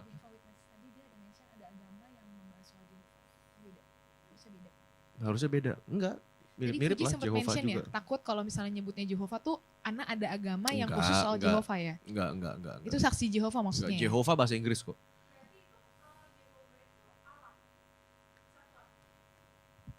Namanya, itu nama. Panggilan, title. Title. Berarti dia Kayak- bukan khusus untuk Allah aja ya kok ya? Allah yang kan Tritunggal nih ada Allah yang Allah Bapa tadi loh. Bukan khusus Jehovah Allah Bapa yang itu. Bukan Jehovahnya menjurus ke Allah Bapa yang itu. Oh, menjurus ke Allah Tritunggal karena Yud He Vav He hanya dipakai untuk Allah Tritunggal. Yud He Vav He bahasa Inggris namanya Jehovah disebutnya. Oh. Gitu. Orang Paham, timur mungkin paham. nyebutnya kita Yahweh. Hmm. Gitu. Nah, kok Yehovah, berarti- Yahweh, Yehovah. Mirip-mirip. Oh, oke. Itu hanya perbedaan penamaan. Yahweh, Yehovah. Jehovah. Oh, penamaan. Title-nya kalau orang Ibrani sebutnya Elohim. Elohim. El, God. Him, Oh, oke. plural. Boleh lagi nggak kok? Hmm. Berarti saksi Yehova itu nggak salah kan sih aku mention gitu nama agamanya. Nggak Saksi Yehova itu tuh mempercayai Tritunggal ini nggak kok? Nah, aku nggak tahu. Saya nggak mendalami saksi Yehova. Tanya ChatGPT. Iya. Atau tanya Google. Karena aku nggak mendalami saksi Yehova. Ya bisa sih, kita tinggal beli bukunya, kita baca dulu, bisa juga. Cuma saya nggak mendalami, jadi saya nggak bisa jawab. Nama Tuhan tuh banyak loh. Jehovah Jireh, Jehovah Rafa. Itu kan title, makanya aku bilang itu title, jadi nggak ada masalah. Ada yang nggak pakai Jehovah? El. Ada yang pakai Baal? Ayu. Baal Perazim, Allah yang menerobos. Kan Baal Perazim, Allah yang menerobos. Menerobos seperti air di depan kami. Pakai kata Baal. Kok pakai Baal kok? Kan itu dewa Baal. Pusing ya. Yang kelima. Itu World Talk yang kelima. Saudara, kata Yud He Vav, kata El, oke ya. Semoga saya nggak salah ngomong. Mohon maaf kalau salah ngomong, nanti bisa dikoreksi ya. Yud He Vav He, Yehova. Ya. Tahu nggak sih itu sebelumnya itu kan kalau bahasa Indonesia kan I am, apa kan kamu Musa nanya kan, nama kamu siapa Tuhan untuk saya ngomong ke bangsa Israel di Mesir kan? Iya. Bahasa Indonesia apa? Aku adalah. Aku. Bahasa Ibrani apa? I am. Ibrani kan ya Iya. itu nama yang gak bisa disebut itu kan. Iya. Aku adalah aku gitu kan. Yud He Vav He gitu kan. Yud He Vav He itu adalah nama dewi kesuburan di Kanaan. Namanya sama. Pernah dengar gak ada dulu sempat tahun 2010-2012 ada sekte. Nggak boleh sebut pakai nama Allah, kita harus ngomongnya Yahweh atau Yehova. Iya. Ya nggak? Sampai ada Alkitab semuanya Yehova, nggak boleh ada nama Allah. Iya. Betul. Ya nggak? Ada kita. Nggak boleh karena Allah itu agama seberang. Kita nggak boleh pakai nama Allah. Nama Allah kita Yehova. Dia nggak tahu dia. Dalam perjanjian arkeologi Yehova itu dipakai untuk dewi kesuburan. Tuhan tuh nggak pusing. Tuhan tuh hanya menggunakan nama yang sudah dikenal oleh masyarakat sekitar sebagai sebuah nama yang sakral. Sekarang dia menggantikan, akulah sekarang Yud He Vav He itu. Yang dulu kamu sembah itu sebagai Dewi Kesuburan masuk Kanaan, akulah dia sekarang dan nama itu kudus buat aku. Gitu. Itu kalau kau belajar perjanjian lama pasti bahas itu. Jadi kita kita nggak anti dengan, oh dosa nih kalau pakai nama Allah harus pakai Yehova. Enggak juga, biasa aja. Biasa aja gitu. Itu nama udah dipakai dari tahun 2000 tahun lalu. Bahkan 4000 tahun yang lalu. Ya kan zaman Kejadian kan 4000 tahun yang lalu untuk Dewi Kesuburan, tapi kita sekarang pindahkan untuk namanya kontekstualisasi. Kontekstualisasi. Itu turun sampai sekarang, kontekstualisasi sederhana adalah begini. Ibadah Sincia gereja boleh pakai angpau enggak? Boleh enggak? Kasih amplopnya doang. Nah, ada gereja enggak mau. Wah, itu setan itu. Kan tradisi. Karena kontekstualisasinya enggak paham. Itu mesti belajar teologi kontekstualisasi namanya. Teologi kontekstualisasi. Menarik ya? Boleh. Pulang dari sini sarjana teologi semua. Oh bahkan bukan sarjana ya kok, magister. Itu saudara kalau di gereja kita, karena kan saya juga kebetulan tim teologi Gatsu, kita banyak bikin paper saudara. Saudara baca semua tuh, saudara minimal S1 tuh lewat. Di hmministry.id, website Gatsu, Ya. hmministry.id, klik bagian teaching, klik bagian theological position, itu paper dalam semuanya. Saudara bisa ngerti semua, hebat. Dan saudara itu perlu belajar. Maksudnya Boleh hebat, dicoba. saudara perlu jadi orang hebat, makanya belajar itu. Gitu. Jadi hmministry.id, klik bagian teaching, klik lagi theological position. Gitu. Saudara tahu ada VOP kan yang tiap minggu kita putar VOP? Iya. Artikelnya juga ada kolom VOP. Nah, theological position sedikit lebih dalam daripada VOP. VOP mungkin cuma 900 sampai 1100 kata, theological position mungkin bisa sampai 3000 sampai 6000 kata. Gitu, 10 sampai 12 halaman. Itu dalam. Gitu. Tadi ada pertanyaan kedua sebenarnya, tapi kayaknya tadi sempat dijawab di awal sih. Ketika kita menginjil, kita harus ngebold soal Tritunggal ini atau fokus ke kasih Tuhan. Tadi kalau dia sempat cerita kasih Tuhan ya. Again, mungkin ini perlu orang yang memang ahli di penginjilan ya untuk bisa jawab ini, saudara. Mungkin bisa ngundang orang yang ahli di penginjilan. Setahu saya sih sebaiknya jangan masuk Tritunggal langsung ya. Kecuali saudara menginjil kepada mahasiswa filsafat gitu. Ya mungkin masuk langsung ke Tritunggal dan ontologi gitu. Apologetik jadinya. Nah berarti mau gak mau kita harus belajar apologetik. Mau gak mau. Gitu saudara. Nah kalau mau apologetik, off air aja saudara. Off air karena kita juga lagi mau ke arah situ apologetik. Lagi mau apologetik juga ke arah situ. Nanti kalau apologetik kita kalau bisa ya kita bikin online lah. Jadi teman-teman dari Tanjung Duren juga bisa ikut kan. Ada YouTube-nya gitu loh. Gitu. Oke, saya rasa itu cukup. Ya. Oke. Oke, pasti nanggung gitu terus nih. Boleh tepuk tangan buat Tuhan kita yang luar biasa. Koko ada closing statement nggak buat anak-anak muda ini? Ya. Jadi teman-teman, agama Kristen itu dalam dan luas. Jadi jangan hanya jadi anak muda yang nggak bisa membela iman. Yang dikatakan kita bodoh kalau kita nggak bisa bela iman. Saudara harus belajar. Karena akhir zaman orang disesatkan dengan angin pengajaran. Ya kan, diombang-ambingkan oleh angin pengajaran. Itu ayatnya sudah jelas. Jadi kalau saudara nggak bisa membela iman, malah orang di luar sana yang agnostik dan ateis kadang-kadang lebih pintar daripada kita. Jadi kita pun perlu belajar untuk bisa memenangkan jiwa yang tersesat itu. Jadi saudara saya encourage untuk ayo belajar. Enggak harus formal kok, STH, MTH enggak harus. Tapi setidaknya punya keinginan untuk beli buku, baca. Dengar YouTube orang, profesor banyak yang bagus-bagus kan. Guru-guru yang ngajar di YouTube bagus-bagus, dengerin. Ada niat gitu saudara. Jadi hidup kita itu saudara balance antara roh dengan firman. Saudara balance antara roh dengan firman. Gitu. Itu dari saya terakhir. Ya, semua teman-teman dan yang online semua ya kita bersatu doa. Tuhan Yesus, terima kasih Tuhan untuk setiap kebenaran firman, setiap pemaparan semua Tuhan yang boleh Engkau berikan kepada kami Tuhan melalui hamba-Mu Tuhan, untuk Kodio ya Tuhan Yesus. Terima kasih Tuhan. Wow, begitu detail Tuhan Yesus. Dan begitu sangat amazing Tuhan tentang pengajaran ini semua ya Bapak. Terima kasih Tuhan. Biar sungguh ini semua boleh menjadi bekal, fondasinya sangat kuat untuk kami semua Tuhan. Dalam kekristenan kami. Agar kami boleh semakin berakar akan Engkau ya Tuhan. Dan itu boleh berbuah yang manis ya Tuhan. Tuhan berkati Kodio ya Tuhan. Beserta keluarganya Tuhan semua Tuhan Yesus. Berlimpah-limpah ya Tuhan. Dalam setiap pelayanan Tuhan di 1B. Tuhan Yesus semua yang beracara ya Tuhan. Tuntun Tuhan. Kodio selangkah demi selangkah terus Tuhan. Sampai Kodio boleh terus menggenapi apa yang Kau taruh dengan sangat maksimal dalam hidupnya Tuhan. Terima kasih Bapa untuk kami semua Tuhan. Terima kasih kami boleh ada semua karena anugerah daripada-Mu Tuhan. Thank you ya Tuhan. Untuk waktu ini Tuhan, berkati wadah ini ya Tuhan. Di setiap generasi, waktu Tuhan ini boleh sangat berfungsi dengan luar biasa ya Tuhan.